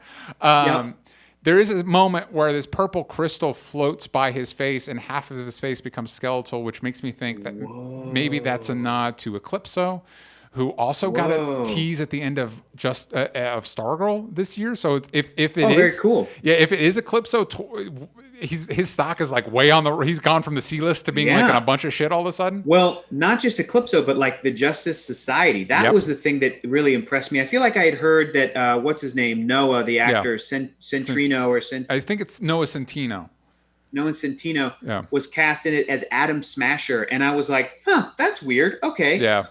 Then the and he was delightful, by the way. He Him was. interacting with The Rock was great. Very happy for him. Seems like a young, happy guy, and I wish him success. The concept art was showing the Justice Society. They showed Dr. Fate and Hawkman Yep. and like Cyclone and Atom Smasher. And I was thinking like, oh, okay, so this is going to be him versus the Justice Society. The Justice Society is also in Stargirl with that Eclipso tease. Yep. Eclipso can be tied into the Justice Society. They are, I mean, The Rock was saying that a couple times, like they are the Justice Society, and Black Adam will never, whatever he was saying. It's cool and smart to pit him against some other DC heroes that maybe don't need a whole heck of a lot of explanation. Like I feel like the Justice Society is a pretty straightforward concept once you kind of set it up and explain it. Like they're either World War II era heroes or like the descendants or children of the World War II era. Like it's like, okay, Hawkman is long lived, Dr. Fate's long lived. All right, cool, pretty much got it. And they can tie all that stuff into especially Hawkman and Dr. Fate to like those to Kandak and those the history of what's the real character's name, like Teth Adam or Adam Teth I think you got it right off the bat. The thing that we're talking about how he doesn't mention the Shazam movie. Shazam didn't mention Black Adam. He does mention Shazam at the end when The Rock is like, do me a favor, when he's like telling the fans watching, tell everybody, tell Superman, Batman, Shazam, Wonder Woman, that the dynamic of power in the DC universe is about to change forever. Like that's what I want out of a Black Adam character. It's interesting to have this movie set up and have it be the starring vehicle for Dwayne Johnson. It's interesting that they're bringing in the Justice Society. I'm all for it. And it's interesting that they're going to flesh out his backstory, which is pretty cool if they're going to go the ancient Egyptian stuff. It's also wild. This movie's been in development for 10 years. Like that's wild. It's nuts. And I'm trying to remember when we heard that was it 10 years ago when they announced that he was in it? Or was it after he was already talking with them? Like, it was. Damn. I feel like it was the late 2000s when he was asking fans, "Who do you want to see me play, Shazam or Black Adam?" Or he was even saying like Captain Marvel or Black Adam. Who should I play? And I think he would have made a great Shazam. I think he would have made such a great Shazam. But I just want to see him get really brutal with beating the shit out of the Justice Society, and I want him to be such a scary threat that when they announce that after Shazam 2, after Black Adam. At the end of Shazam 2, the post credits is going to be that Black Adam shows up. I want audiences to be like, "Oh, cool," and just be that much more hyped for like a part 3 of Shazam where it's him versus Black Adam. And I want it to be kind of gnarly. And because I love the idea that like kids, I mean, we're talking about the actress who plays Darla. She's so cute. I love the idea that these kids are the ones that will ultimately defeat this character Black Adam. Well, no, but see, that's an open question, and I think that plays into one of my concerns with when you say Dwayne Johnson, you say Black Adam, I'm like, great. My concern is that he is arguably the biggest, not just one of the biggest stars in the world. And there had been reports of with stuff like Fast Furious and stuff like that, like with that franchise in particular, like everybody has like a hit count and who can beat who and all that stuff. It's like, will he let the Shazam family beat him, or will they have to like come to some sort of agreement and like team up or something? I think so. I think I think I see what you're saying. I think that The Rock is aware that his character is an anti-hero. And that his character can potentially make the Shazam character look better because Billy Batson has to overcome this guy. If he felt like, I'm not going to do that in my contract, then why didn't you play Shazam to begin with, DJ? Do you know what I'm saying? Like, like Dwayne Johnson, not DJ, but Dwayne Johnson, why didn't you? Why, like, if you're really concerned about your image for whatever reason, like, I don't want to be seen beating up a bunch of kids. It's like, then why didn't you pick Billy? Why couldn't you play an adult Billy Batson? And then they could have gotten this adorable Samoan kid to play Billy Batson. Like, that should have happened. So I'm hoping that he shows up. He's a threat. It's the Shazam family versus him. It's Black Adam beating the crap out of these characters, and then when they turn into kids, Black Adam goes, "I'm not gonna beat on innocent children." Like that should happen too. That realization of like, what am I doing? What am I doing with my power? And then he goes, "You know what? I hate you, Billy, because you worked with the Wizard and he imprisoned me. Whatever. But I'm going to respect that you do your own thing and I'm going to do my own thing. And then he goes and runs Kandak like that. Yeah. Like, and then he can go and be this, like, this sometimes scary kind of ally of like, oh, we have to go. We need Black Adam's help. Or he just took over this country in the Middle East. What are we going to do about it? We tell him no. What are we going to do? Send Superman in there? That's an international incident. I want to see that shit. You know? Yeah, absolutely. And he did make a nod specifically to Superman, along with, like you said, that warning all the superheroes at the end. And I gotta say, it's like I still want to see. Black Adam is one of those few characters that it's one of those situations where I actually think the antagonist is more interesting than the protagonist. I think Black Adam's more interesting than Shazam. And so it's like, I want to see Superman fight Black Adam. Like, I want to see Shazam fight Black Adam, but I really want to see Superman fight Black Adam. Me too.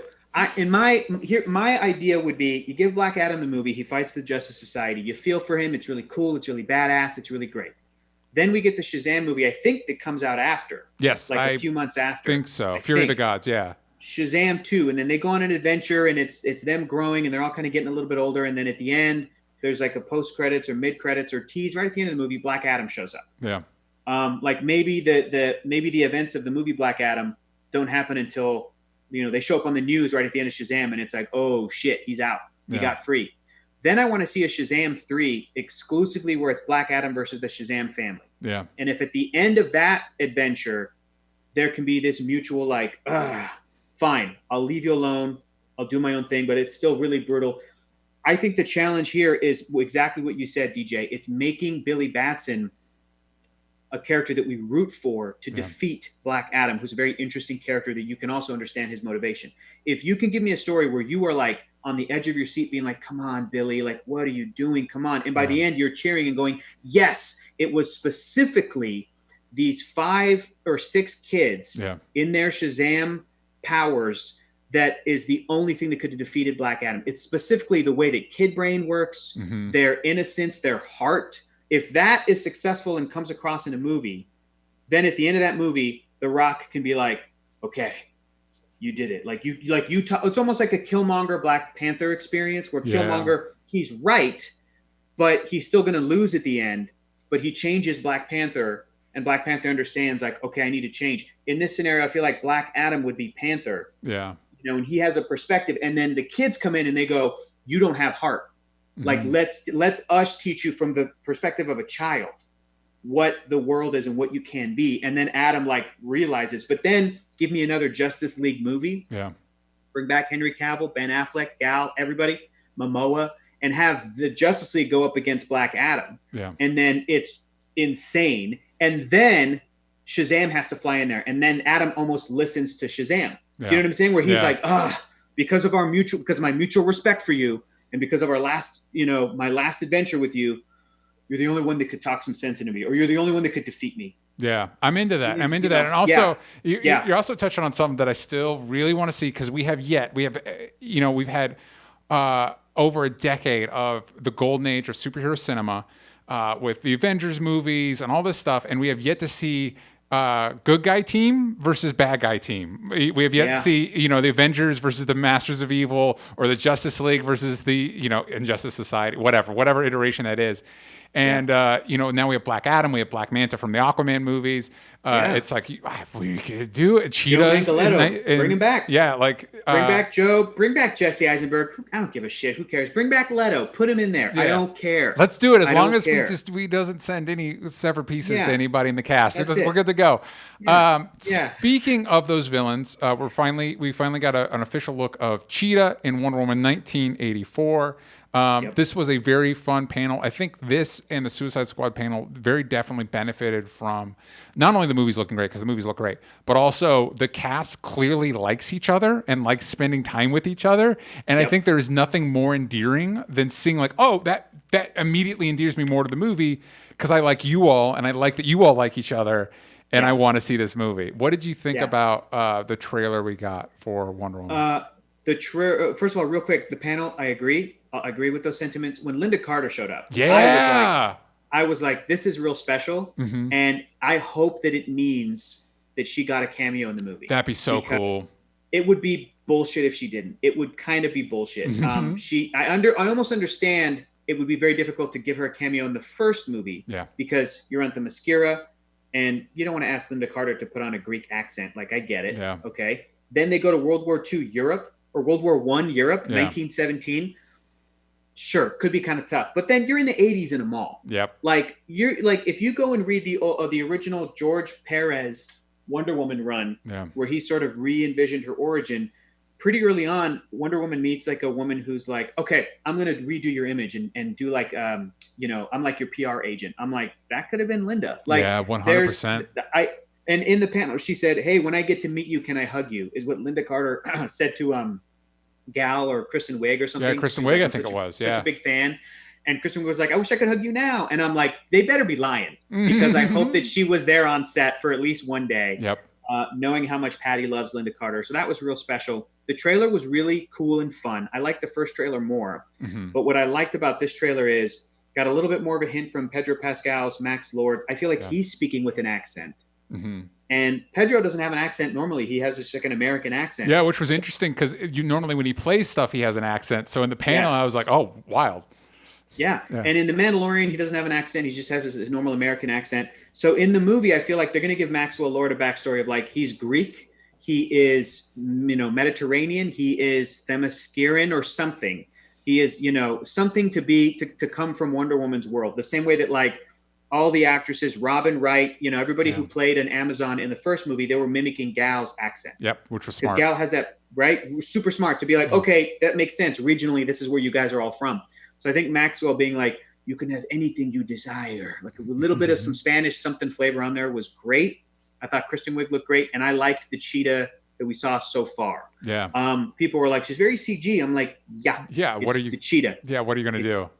It's the cheetah. I'm sure that she's going to look better. I'm sure there's going to be cool close-ups. I'm sure there's going to be these great moments. But favorite moment from the trailer was when the cheetah shows up and Diana goes, Barbara, what did you do? Yep. Because I'm like, that's the most pure Wonder Woman shit. That is the most Diana being concerned for her friend. That's the best thing about Wonder Woman versus Cheetah. Yep. Is that they are friends. And then she does this to herself through a curse or something, magic or something, which I think that's where Maxwell Lord comes in. Yep. And then Diana is always trying to help or cure her. Yep. And that dynamic being there, I'm like, they got it. They nailed it. Can't wait to see it. Yeah, I'm super excited for that. And I liked that we got a little bit of Kristen Wiig's arc as Barbara. The implication I thought at the beginning of the trailer with Maxwell Lord, like you can get whatever you want, that whatever thing he's doing explains both Barbara becoming the cheetah and the return of Steve Trevor. Yep. I like that, the maybe the tag at the end was maybe a tad bit too cheeky for me, but I like the fish out of water stuff now with Steve on the other end of it, and Wonder Woman Diana being the one that introduces them. But like, it's weird that like we should have already seen this movie now, right? If in the universe where COVID didn't happen. So the effects are done. Everything's done. Yeah, and it's just a bummer. Yeah. It's just one of those like, oh man, I would have really enjoyed this movie seeing it when it was supposed to come out. Me too, man. And now I don't even know if I'll be able to see it in theaters because it's like I at this point I think Tenet's going to come and go from theaters, whatever that means. Yep. Before I ever get out of my house. You mean you're not going to see New Mutants in 5 days? No. And if I can be candid with you, Hector, I was hitting up my press connections, and they're like, "We're not doing one." I'm like, "Oh, okay. No theaters are showing it near me, and I'm not going to risk my health to go to a theater anyway." I was hoping. Yeah, I was hoping there's something. If they're not doing press screenings, that means that the press people, promotional people, know that it's not safe to open up theaters. They really should not be opening up theaters. Yeah, agreed. Like, that's such a bummer. And also with the Tenet stuff, I was a little like, I've been reaching out for Tenet and all this stuff, and then I saw reviews were dropping. I'm like, how are reviews dropping? And then every review I've seen, they're all overseas. It's UK. Yep. It's places where they've kind of gotten their stuff on handle. Anyway, we don't need to get lost in all that. It is an ethical dilemma. I've seen people who review movies go through where they're like, I don't want to review a movie to tell people to go see a movie in theaters ethically right now. Yeah. It's so weird, but it's their jobs. Yeah. And and for like, a small operation like me, like that's one of the reviews on our YouTube channel is like our main thing. Anyway, well, I'm working on other stuff. You all stay tuned for that. But it's a bummer that we haven't already seen this movie, but I am looking forward to it. Cheetah's one of my favorite antagonists. I'm glad we're finally getting it. I think Kristen Wiig, it looks like she's going to do a great job, and I like kind of like the evolution of the character, and I'm excited for that. The other movie that really excited for is The Suicide Squad. That was another, like I mentioned earlier, that was another panel where it's like, oh, these people really like each other, and that's cool. And it seems like James Gunn has done a very good job of creating a positive environment to make a movie in, which is cool. And they gave us a full rundown of all the characters. And I think my favorite, other than the reveal of Weasel, which I thought was great, very excited for that. The other thing is, beyond an Amanda Waller or a Harley Quinn, these characters are such Z-listers that they could literally murder all of them before the end of the movie, and it wouldn't affect a thing. And it's like, that's great. Yeah, that's a great point. I am sure that more than half of them are going to die. Oh, yeah. The promise of the Suicide Squad is a bunch of these characters are going to die, and unfortunately, the first movie didn't really deliver that in a way where it's like, oh man, I just got to like this Z-list character, and then they die. Oh shit, the Suicide Squad's crazy. What happened? Slipknot showed up, Native American actor, talked for a line, and then his head blew up. Like, come on, we gotta do more than that, you know? Dude, if we want to talk about how, I want to talk about this for a second, because this was my biggest takeaway from the Suicide Squad. First of all, it is, even after the Matt Reeves Batman trailer, it is my most anticipated movie out of all those movies. Very cool. Because I had seen a Wonder Woman trailer before. I had seen a Wonder Woman movie before. Loved the first Wonder Woman movie. I've even seen a Suicide Squad movie before. Didn't love it. Yeah. The Titans and Shazam stuff was all teaser stuff. And the Batman looked great, but I want to see more of, I mean, it's unfair. They only filmed 25%, maybe a third of the movie. Yeah. You know, and a lot of discussion about the Batman we can get to later, but that's going to be its own thing in its own universe. And the Suicide Squad exists in the DCEU or DC Films franchise, the Man of Steel to now, whatever it's called up to this point. According to HBO Max, it's DCEU. But according to literally anything else, that never ever comes up. So I don't know. Yeah. But the implication in those movies is like 2013, Man of Steel. He's the first ever superhero. But Batman has been active since the 90s. Yeah, something like that. But secret. Yeah. Okay. Wonder Woman's been hidden since World War I, but secret. Okay. But so Superman's like the first one. So then how long after that did Batman versus Superman take place? A year? 6 months? What did they say? 18 months, whatever it was, a year and a half later. Then it's like, okay, then Aquaman starts to creep out. The Flash creeps out. Cyborg creeps out. Yeah. Wonder Woman kind of creeps out. They fight Doomsday. That's the end of the movie. Superman dies. Then a few months later, Suicide Squad's like, we had a bunch of supervillains in lockup, including Harley Quinn, because Harley Quinn helped Joker maybe kill Robin years ago. Yeah. You know, at some point. So I'm just thinking about all this mythology and about the order of operations for this iteration of the DC universe. But the thing about, and then that goes to, from that goes to a flashback to Wonder Woman. Okay, cool. Wonder Woman was active in 1917. Then it goes to the Justice League movie. They fight Steppenwolf, and then the Justice League forms, and again, just the theatrical cut. So the world is kind of aware of them, all these superhero characters, or these 6 guys. Yeah. Then you have an Aquaman adventure that's mostly underwater. So I guess the world at large doesn't know, but Aquaman's like a celebrity because of Justice League. Like, people are taking selfies with him. Yeah.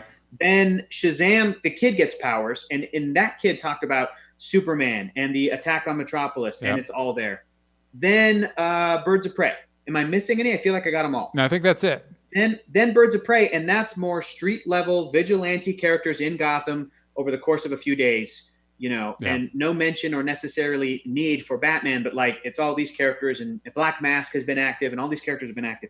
The Suicide Squad showed me a trailer where it's like, this is a full blown, no holds barred, crazy DC universe where we can do whatever the hell we want. At no point did I feel like, because James Gunn did the same thing with Guardians. And I think he got away with it because Guardians was in space. Yeah. So he could go straight from A to Z. He could go straight to the Z-listers. He could go straight to the obscure in the first Guardians movie and not have to explain it the way that Iron Man and Thor and these movies were explaining stuff here on Earth. It was like, here's Cosmo the dog. Here's the Collector. Here is the Infinity Stones. Here is the Nova Corps, you know, Ronan the Accuser, the Kree, which implies the Skrulls, and the Guardians themselves, and boom, boom, boom, boom.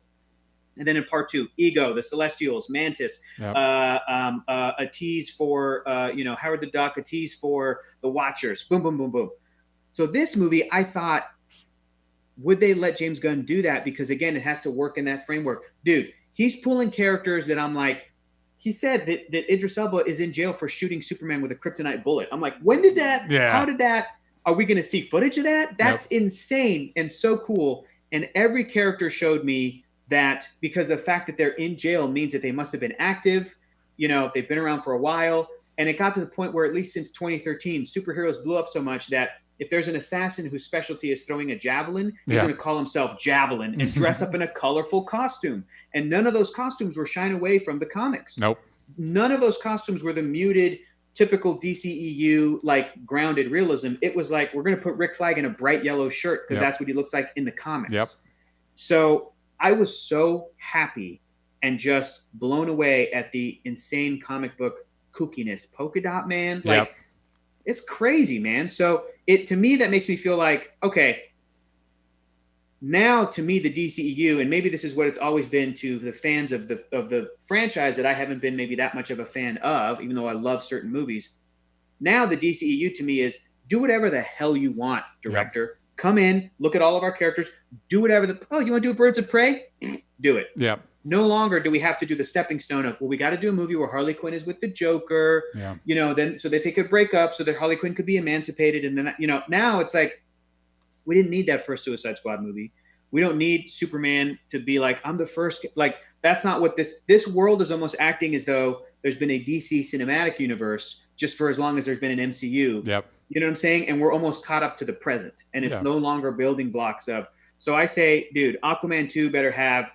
Aquaman 2, he better show up and he should be like, it's been 6 years. I've got a 6-year-old son now. Who cares? Like, just keep going. Yeah, we're just motoring along. Yeah, and just motoring. It's the same thing. I started feeling that with Aquaman, because that movie's so, like, you know, there's 5 underwater kingdoms and we're seeing all this stuff. I'm like, this is nuts, and I'm here for it. And then, like you said, Birds of Prey.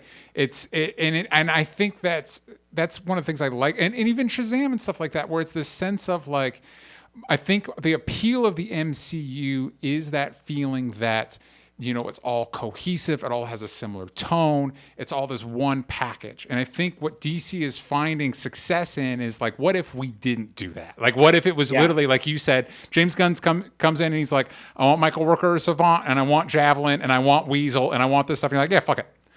Fuck it, who gives a shit? Just do whatever you want. Like, we're not going to worry about that stuff. We'll figure out the logistics later. At no point were they going, well, we haven't introduced King Shark and Aquaman 2 yet, so you can't use him. They were just like, go. Yeah, fuck it. Just do it. And like we were talking about, like, they're so obscure that he can literally do whatever he wants with them. You can see a little bit of, you know, obviously Deadshot was supposed to come back, but Will Smith decided not to. Yes. And then my understanding of the situation is Idris Elba was initially supposed to be the new Deadshot, which I actually think Will Smith is great, but Idris Elba kind of aligns more with what I understand Deadshot as in the comics. But they decided to make him his own character, which I think is great. I love that they talked about in the panel that, like, Bloodsport has the most weapons out of all of them. And I would love that if he's just like, he's always just pulling, like, where did you even have that extra big gun that you had? Where was that? I love the stuff with Peacemaker, who fans of Watchmen may better know is that's the character that inspired the comedian.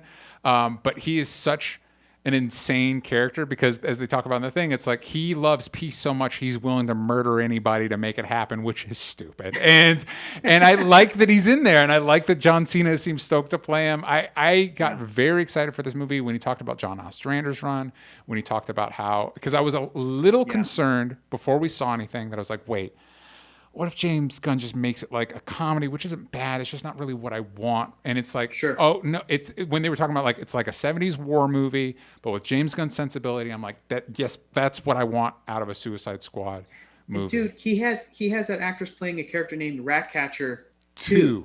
They made it a point to be like, so much time has passed in this universe that there was a person who played Ratcatcher, who was Ratcatcher, and now this woman is the second Ratcatcher. Yep. I have yet to see a second of any superhero character in any movie, except for, I guess, Sam Wilson is going to be Captain America 2 in a way. Like, that's it. Mm-hmm. And that to me is James Gunn being like, I don't want to wait for these movies to build this out because you guys are not going to build it. I just want to get to what I love about DC Comics from whatever corner I love, and then put it down. So Ratcatcher 2, man, that's going to make movie audiences be like, wait, what does that mean, Ratcatcher 2? There's been another Ratcatcher? Whoa. And then you could go, yes, now here's Blue Beetle. Now here's the Flash. Yep. Now here's Green Lantern. Let's go. Yeah. We're in it. You got to keep up. And I think they're doing something smart too, because, people did have the DC animated universe, the Justice League Unlimited and the Batman the Animated Series. And it's like they are more familiar with these characters than maybe execs like to give them credit for. Not some of the savant. Nobody knows. Like I was keeping track of when we were seeing footage of Pete Davidson's character is not showing up in any of this behind the scenes footage. I don't think he's in this movie for very long. You know what I mean? Like just pay attention to that. I also wanted to mention somebody on Twitter. I should have pulled up their name. I'm so sorry. Mentioned that maybe because we don't know who Taika Waititi's playing, and they suggested maybe he's playing King Shark. And I was like, well, Steve Agee's playing King Shark. But then I was playing the trailer for my wife, and out of all the characters, they give the actor's name, they give the character's name. King Shark does not get that. And so I'm wondering. No, and James Gunn specifically said, Steve Agee, he's our on-set King Shark, is what he said. And look, man, Sean Gunn played Rocket Raccoon. He was on set Rocket Raccoon, but Bradley Cooper did the voice of Rocket. The voice. That's what he's doing with King Shark. Yes, and bummer for Steve Agee. Sorry. But bummer for Ron Funches, who really should have been playing it. 100%, because I love that iteration of King Shark. I love that he's Harley's heist guy. Which, by the way, I didn't get a chance to mention. There was a little interstitial of Harley from the animated series answering questions that I actually thought was legitimately very funny. I think maybe they had some of the writers from the show doing that, which I thought was really good. There was another one I watched that was the Batman Beyond cast watching 60s Batman, which I thought was really funny. I thought it was fun too. So yeah, it was legit. Some of those interstitials were very solid. And I will say, on paper, you're like Taika Waititi playing King Shark. I'm like the voice of King Shark. I'm like, that's great, except that's just Korg. It's just, and not that I like Korg. But it's the same bit. If I had to choose between Taika Waititi being Korg or King Shark, I'd choose King Shark. But Korg's, we already have Korg. And it's, I love Taika Waititi, but you look at, a Jojo Rabbit and you look at him as Korg, and it's like he has a bit. And I don't know if I need that again in King Shark. You know what I mean? I wonder if, because Korg, I remember him saying he was specifically playing him like a New Zealand Maori bouncer. Who are the nicest guys, but they go, hey, man, you don't have any shoes on today. Can't let you in the club, man. Not today, man. Just like super nice, but like, hey, this is my shit. And that's how he played Korg. I wonder if his King Shark's going to sound different, be different. If he is King Shark, people were looking up the history of King Shark and his backstory, and they're like, oh, he could come from like the Pacific Islander region of Earth. Yeah. They're gonna make him a South Pacific Asian guy. Like that's what they're gonna do. And I think that would be really smart and could be really cool. But yeah, maybe if Taika's voicing him, maybe Taika will have more of like his normal voice instead of like the Korg voice. Yeah. Or maybe it will be interesting to see. Maybe even try and do something a little bit more, just different, just switch it up. But on paper, I'm for it. And again, I'm excited for that movie. We did see a brief scene of him eating somebody, which is great. But you're right, it should be Ron Funches. We're on the same page with that one. Yeah. Now we got to get to. Arguably, because I agree with you, Suicide Squad was pretty big, but arguably the biggest reveal is Matt Reeves came out to talk about the Batman. And good panel, good discussion. What was interesting, not to rag on my Discord a little bit. Some of them were like really not liking Matt Reeves, and I liked everything he had to say. And also, like, you and I have done interviews, and sometimes you have to like pull the stuff out of the person you're interviewing. Not with Matt Reeves. I was like, God bless Matt, because he was just talking about everything. I'm like, this is the type of guest you want to have, where they're just like overflowing with stuff. I did say yesterday that if people haven't listened to his Planet of the Apes commentaries, to go back and do that, because he did Dawn of the Planet of the Apes, War for the Planet of the Apes, and his commentaries on both of those are so insightful to the filmmaking process, really passionate. He talks about his love of the franchise Planet of the Apes that goes back to his childhood. Yeah. He talks about it with a way that like Jon Favreau talks about Star Wars. Yeah. Do you know what I mean? Or the way that Patty Jenkins talks about Wonder Woman. Like that comes through with him when he talked about apes. And I have felt that he feels the same way about Batman.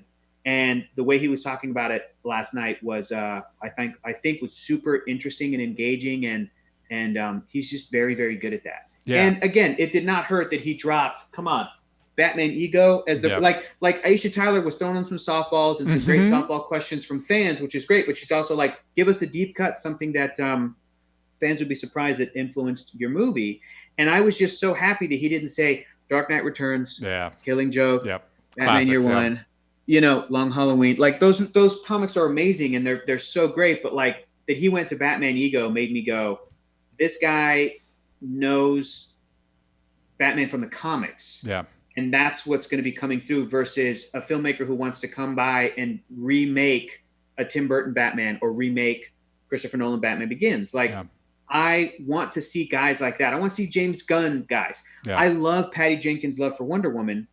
I know that she does not connect to the rest of the DC characters the way that she does to Wonder Woman. Yeah. So, people have been saying, well, if Marvel's got Kevin Feige, who could it be on the DC side? People thought it was Jeff Johns. That didn't work out. Yeah. People were saying Patty Jenkins because Wonder Woman 1 was so good. Wonder Woman 2 promises to be great. Like, it should be Patty Jenkins. And I go, no, because I know she doesn't give a shit about Superman or Batman. And that's great. That's fine. Yeah. I'm also hoping for Patty, like if she wants to do a third Wonder Woman, please. But if she also wants to produce and go do something else and maybe produce a third Wonder Woman and bring in another great female director to come in and like do another modern day set Wonder Woman, like that's exciting to me too. But in the case of Reeves, I think he really, really, really gets the Batman Gotham comic book world. Yeah. It remains to be seen if this franchise is going to turn into something more. I would love for this not to be another isolated Christopher Nolan trilogy that comes and goes and that's it. Yep.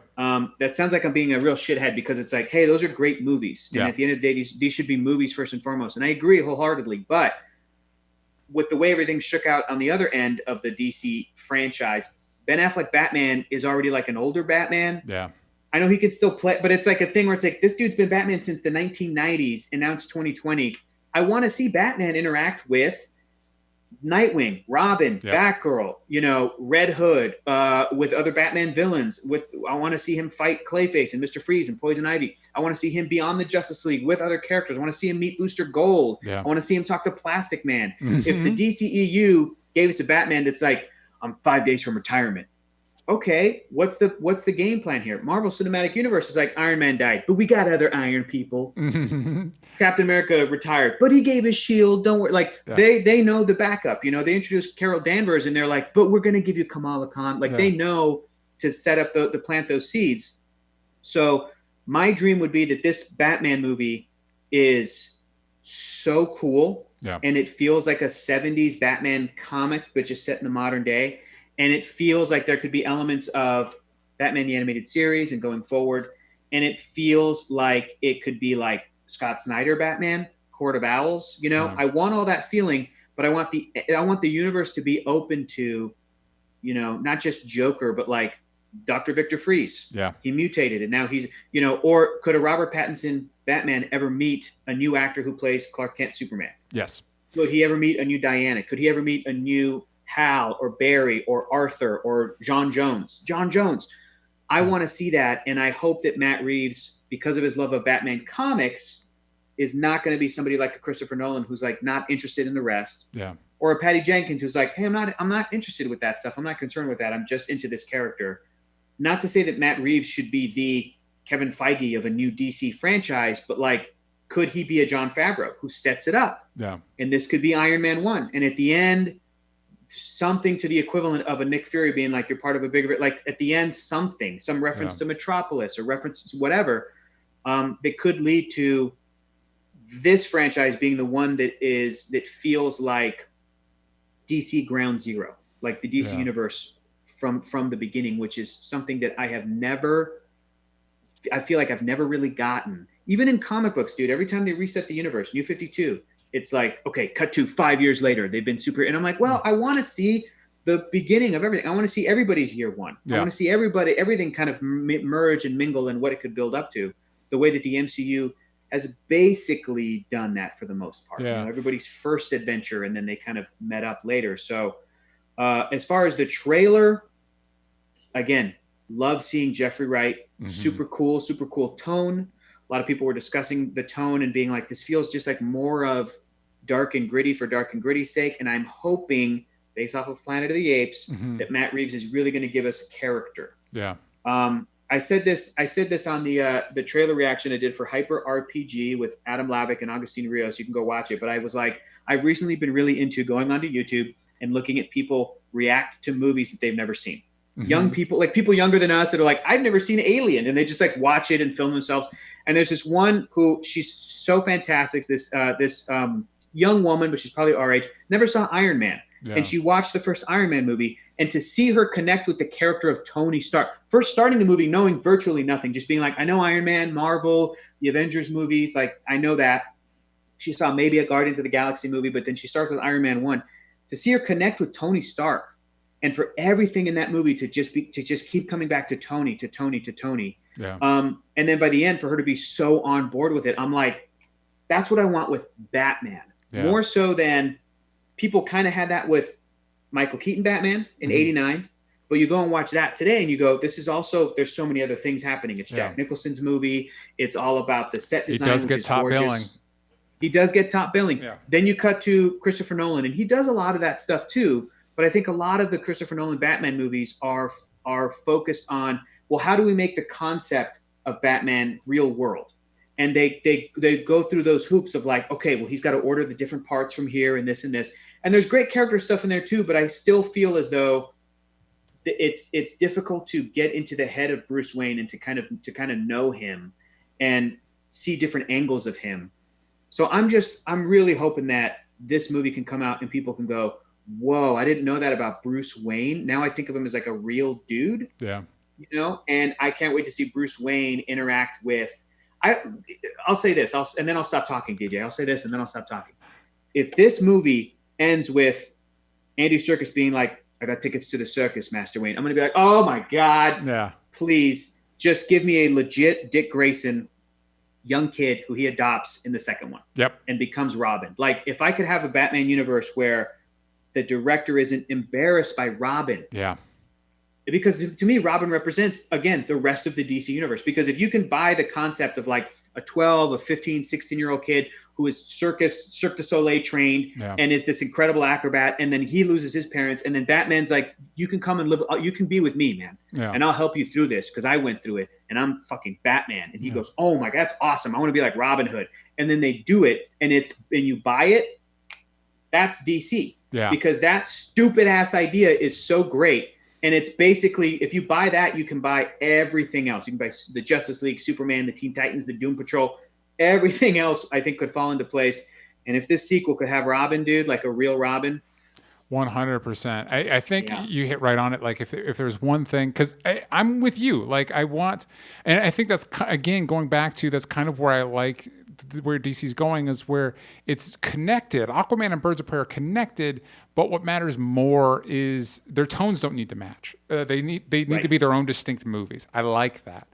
And so when they talk about, you know, because we knew Ben Affleck was out, and my one hope is, since we have an older Batman, that, like you talked about, kind of like skipping ahead, we can already have Nightwing, and we already have Batgirl, and we can already have, you know what I mean? Like we can already just be in it, and we're not doing that, which is a bummer. My hope was like, listen, Flash is doing time travel shenanigans. I was under the impression, probably naively, that Robert Pattinson's our new guy. He's our new guy. He's the new Batman, and he's part of the new DC universe. And so when they talk about it's its own thing, I'm like, I don't want that. Like I want Batman to hang out. If my perfect version of Batman in his own little pocket world, not having to worry about anything else, is the Nolan movies. Got those. They're on lock. Yeah. Love them. Yeah. I want to see him hang out with other people. Like I love seeing Batman and Superman interact. And I would like more of that. Yes, it would be weird that Batman and Ezra Miller and Robert Pattinson are the same age. You know what I mean? Like, but I don't know. I going into this panel, if you'd asked me, I'd been like, I'm kind of Batmaned out. Like, I don't really pick up Batman. Sure. Not that I don't love the character. Not that there's not a lot there. He's so consistently, adaptations of him are so consistently solid.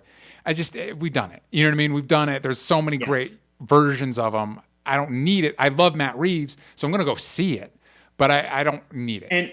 And also, as a Flash fan, like you said earlier, it's a bummer that the only way that the Flash could get trending is when they announce Michael Keaton's coming back or Ben Affleck's coming back. And it's like, well, could we ever build him up and get to a point where the Flash could be trending because it's the Flash? Yeah. You know Which what I mean? is what the People, MCU yeah, did such a great job with, taking what at the time were probably considered C-listers and Yep. making them their own, to the point where, Iron Man movies make more money than Spider-Man movies, which are, that's a mind-blowing thing.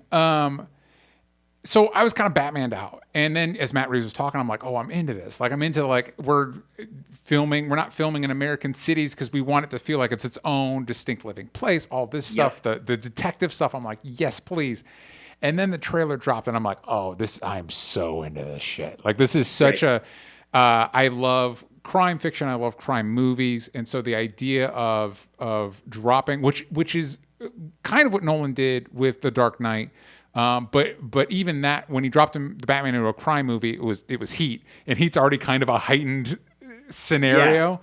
So for me, that it's not the opening shot. The opening shot is what I believe is Riddler duct taping his face shut. But the shot of all the cops, Batman walking through the cops, and I love the idea of, like, no magic Batman appearing and disappearing shit. He has to walk through a line of cops and FBI agents. All of them have to look at him and form an opinion about this fucking psycho dressed as a bat as he walks through. And it's like, this is great. Like, this notion of really trying to navigate, when he talked about it being a criminological experiment of, like, okay, I've been at this a year. Am I being effective? Is anything I'm doing working? Can I be more effective? I'm very into all that. I think, just like Tom Holland, I think you'd be hard pressed to find somebody better suited to play Spider-Man. I think Robert Pattinson was genetically engineered to play Bruce Wayne. Because he's like a super intense, young, good-looking dude. Yeah, a super intense, good-looking. He just looks, it's almost similar to, like, John Bernthal as Punisher. If you just pull a random panel of Punisher and put it up to John Bernthal, you're like, yeah, that's the fucking Punisher. You pull any random panel of Bruce Wayne, it's like, well, he looks like Robert Pattinson. That's what he looks like. And so even stuff, the only thing that didn't completely land for me in the trailer, when he was like, I am vengeance, I'm like, that was a little weird. But they cut away. What if after that he said, I am the Knight, I am Batman, and then just kept beating the shit out of people and everything. Even, like, I know that when they talked about, like, a spin-off, a GCPD series, people were like, well, is it the right time for that? When he was talking about it, he's like, no, this is about a corrupt GCPD and being in that corrupt system. It made me think of, I know the Netflix shows were like, we're like The Wire with superheroes, which, don't ever do that to yourself. You're just, we're like the best thing ever, but with superheroes, you're setting the bar too high for yourself. You need to lower expectations. But it did make me think of, because I started rewatching The Wire recently, and it was a reminder of, like, what that show is about is, a lot of shows have a heightened premise, or they're like, what if scenario. The Wire's what if scenario is, what if a group of good cops actually tried to do their job? Like, that's the big highfalutin idea, because the system they're working in is so oppressive and works so hard against them to actually accomplishing anything or actually reducing crime in any way. I was like, if you took that, and then meanwhile you just have reports, he never shows up. They're not going to get fucking Robert Pattinson to show up in a fucking TV show, but you see reports of, like, there's a guy dressed up as a fucking bat beating the shit out of people. You're like, well, what are we even doing now? Man, I bet you in the future of HBO Max, I bet you could get a Robert Pattinson cameo. A cameo. In episode 1. If they can get Nick Fury to cameo in episode 1 of Agents of S.H.I.E.L.D. Yep, which was nuts. You know what I mean? Yeah. I think it's possible. I think you're right. I think hearing him talk about the TV show, it's crazy, because after Agents of S.H.I.E.L.D., after since 2013, the CW DC TV shows have also been incredibly successful. We still have not gotten the promise of movie project, TV show project, them actually being connected and them actually impacting one another. And the idea was supposed to be Agents of S.H.I.E.L.D. was going to do that to the movies, but nothing in the movies ever reflected Agents of S.H.I.E.L.D. Yep. We got a Jarvis cameo in Endgame, which is great. Yep. None of the Daredevil stuff impacted the movies. No, Peggy Carter's the only one that counts. Apparently. I said this again over on Hyper RPG, but, like, when they announced Stephen Amell was going to play Green Arrow, and later Grant Gustin was going to play the Flash in the Green Arrow show and then his own spinoff, it would have been my dream if Warner Brothers then said, and also these two actors are going to play them in the Justice League movie. Like, they're connected to Man of Steel and we're just going to go. But that's never happened. So this being something where a TV show could come out and show us the perspective of this world in year one of Batman being active, and then the movie The Batman is like 6 months later or a year later or whatever. Yeah. And how that and is it the right time for a cop show? I don't know, but I think a great workaround is like you have Batman have to exist because of the corruption in the police force. Yeah. It's, I think, such a brilliant way, not that he doesn't already do that, but a way to modernize the Batman to reflect what's happening right now today. Yeah. To I think even to get us to accept a rich white billionaire who is working outside the law. Yeah. To be like, can we? But if he shows up and he's like, look at how messed up the cops are in Gotham. And to have the Jeffrey Wright Gordon be the only one that's like trying to be good. Yeah. Maybe he gets Renee Montoya. Maybe he gets Harvey Bullock, who's still an asshole, by the way. Yeah. I'm watching Batman the animated series, like I said, and every time a Harvey Bullock episode comes up, I love Harvey Bullock, but my roommate Keller's like, this guy sucks. And I'm like, no, he's a good cop though. And Keller's like, no, he's not. He lied. And I went, yeah, you're right. Shit, like he is a bad cop. Yeah. He's just not corrupt. He's just bad. Right.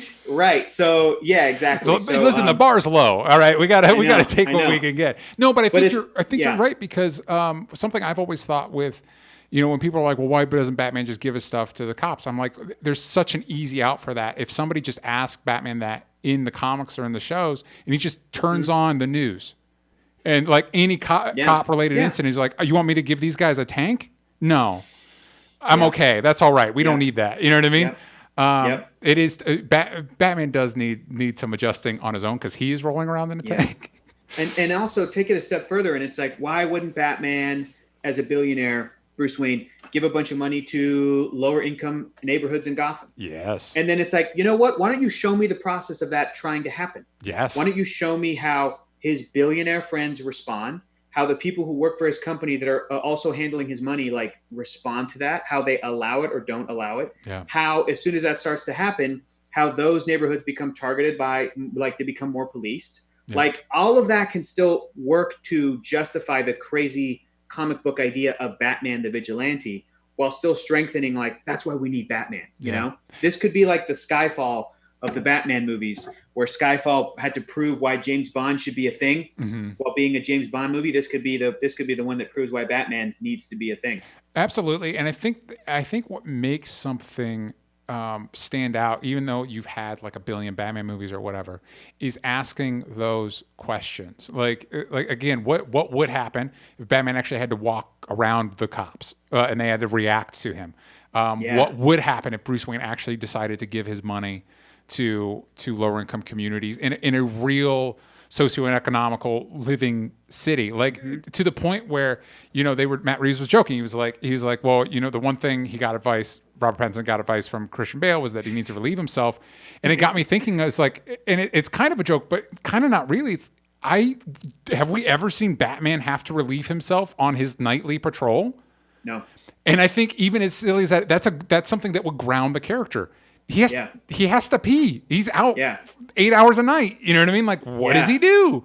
Yeah. Does he just go out for 2 hours and then come home? Like, what's he do? Does he find a corner on a roof? Is there a gross pot in the back of the Batmobile? Like, I think those are the things that ground and make the character more relatable. But the trailer got me incredibly excited. I think it's smart to take the Riddler in this direction of a serial killer, or that with a message, kind of a la Seven or one of those types of movies.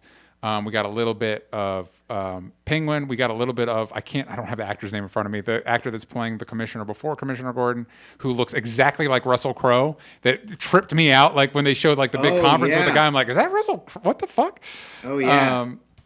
I think I was interested, but I wouldn't say excited for this movie. Now I'm very excited for this movie. Me too. Again, like I said, I just hope that it's not an isolated.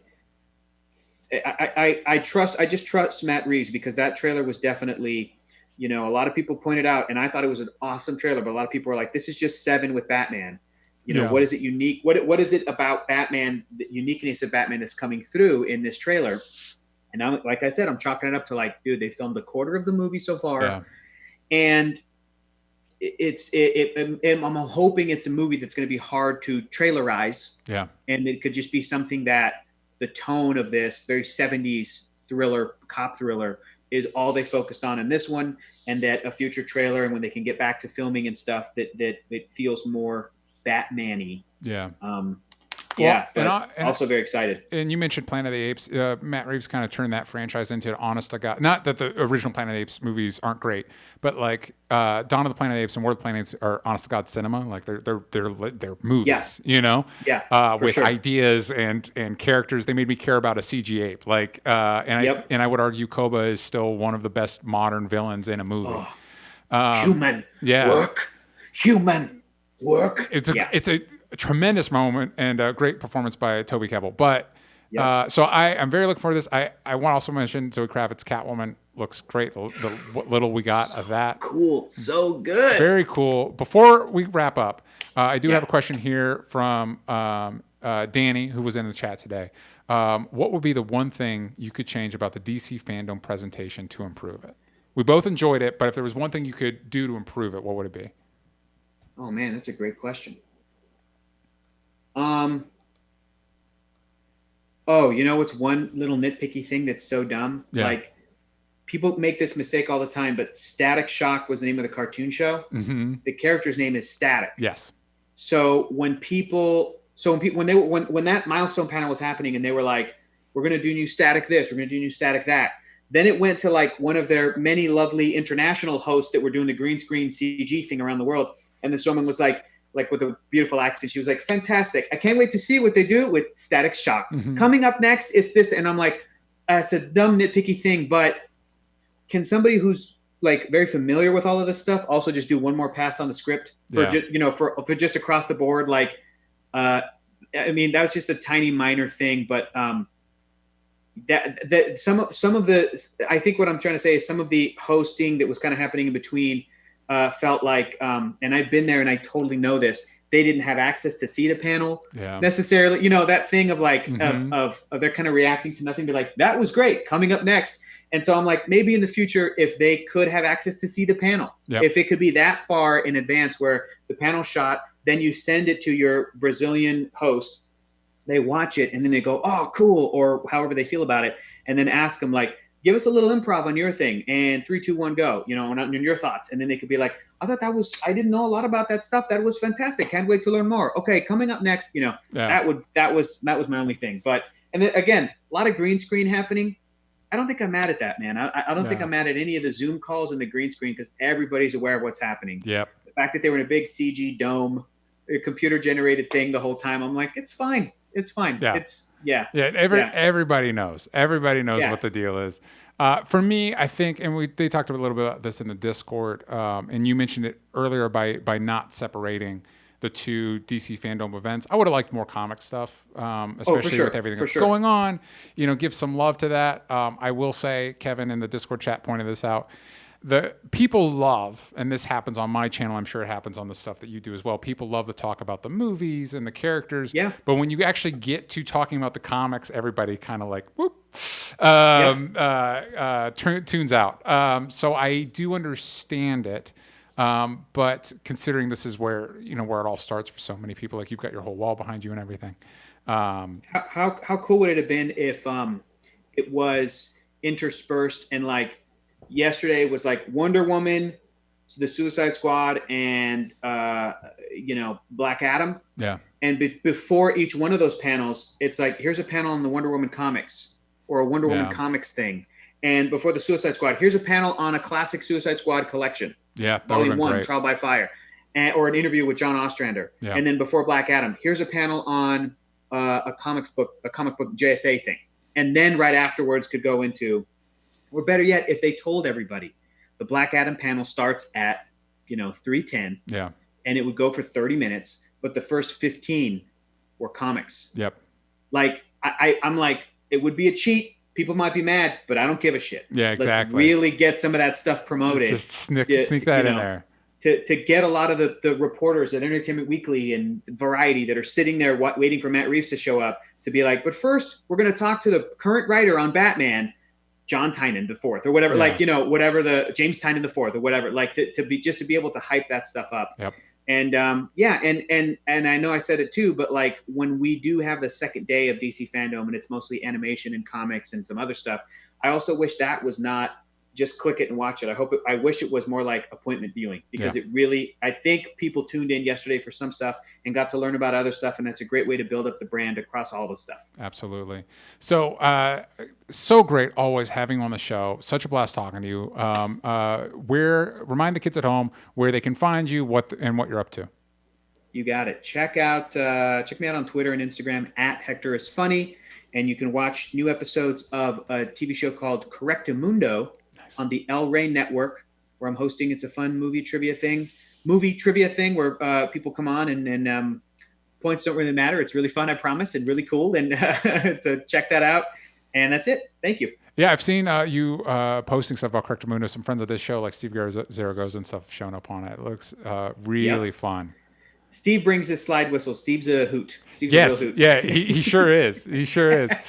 Man, thank you for coming on. I want to thank everybody for watching live. If you also want to watch these episodes live, you can go to patreon.com/onlystupidanswers. You can follow me at DJ Talks Trash, and you can follow the show at Only Stupid Answers. Yank out the vowels on stupid on Twitter.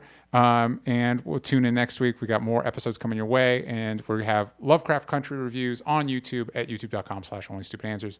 We'll see you all next time. Bye-bye. All right, that is the end of the episode. We are still on with the chat. I want to thank everybody that joined us. This was an extra big episode. Hector, thank you for being willing to. You said at the beginning that you're like, my afternoon's free, and I took advantage of it. Yeah. So I want to thank Danny M and Afrin and Wendy S and everybody else that joined us live. Really appreciate it. We were doing a live review of Lovecraft Country tonight, so stay tuned for that if you watch that show. Or if you don't, you can just be a part of the discussion. I got a guest for that. And we'll see y'all then. Bye-bye, everybody. Cool. Bye.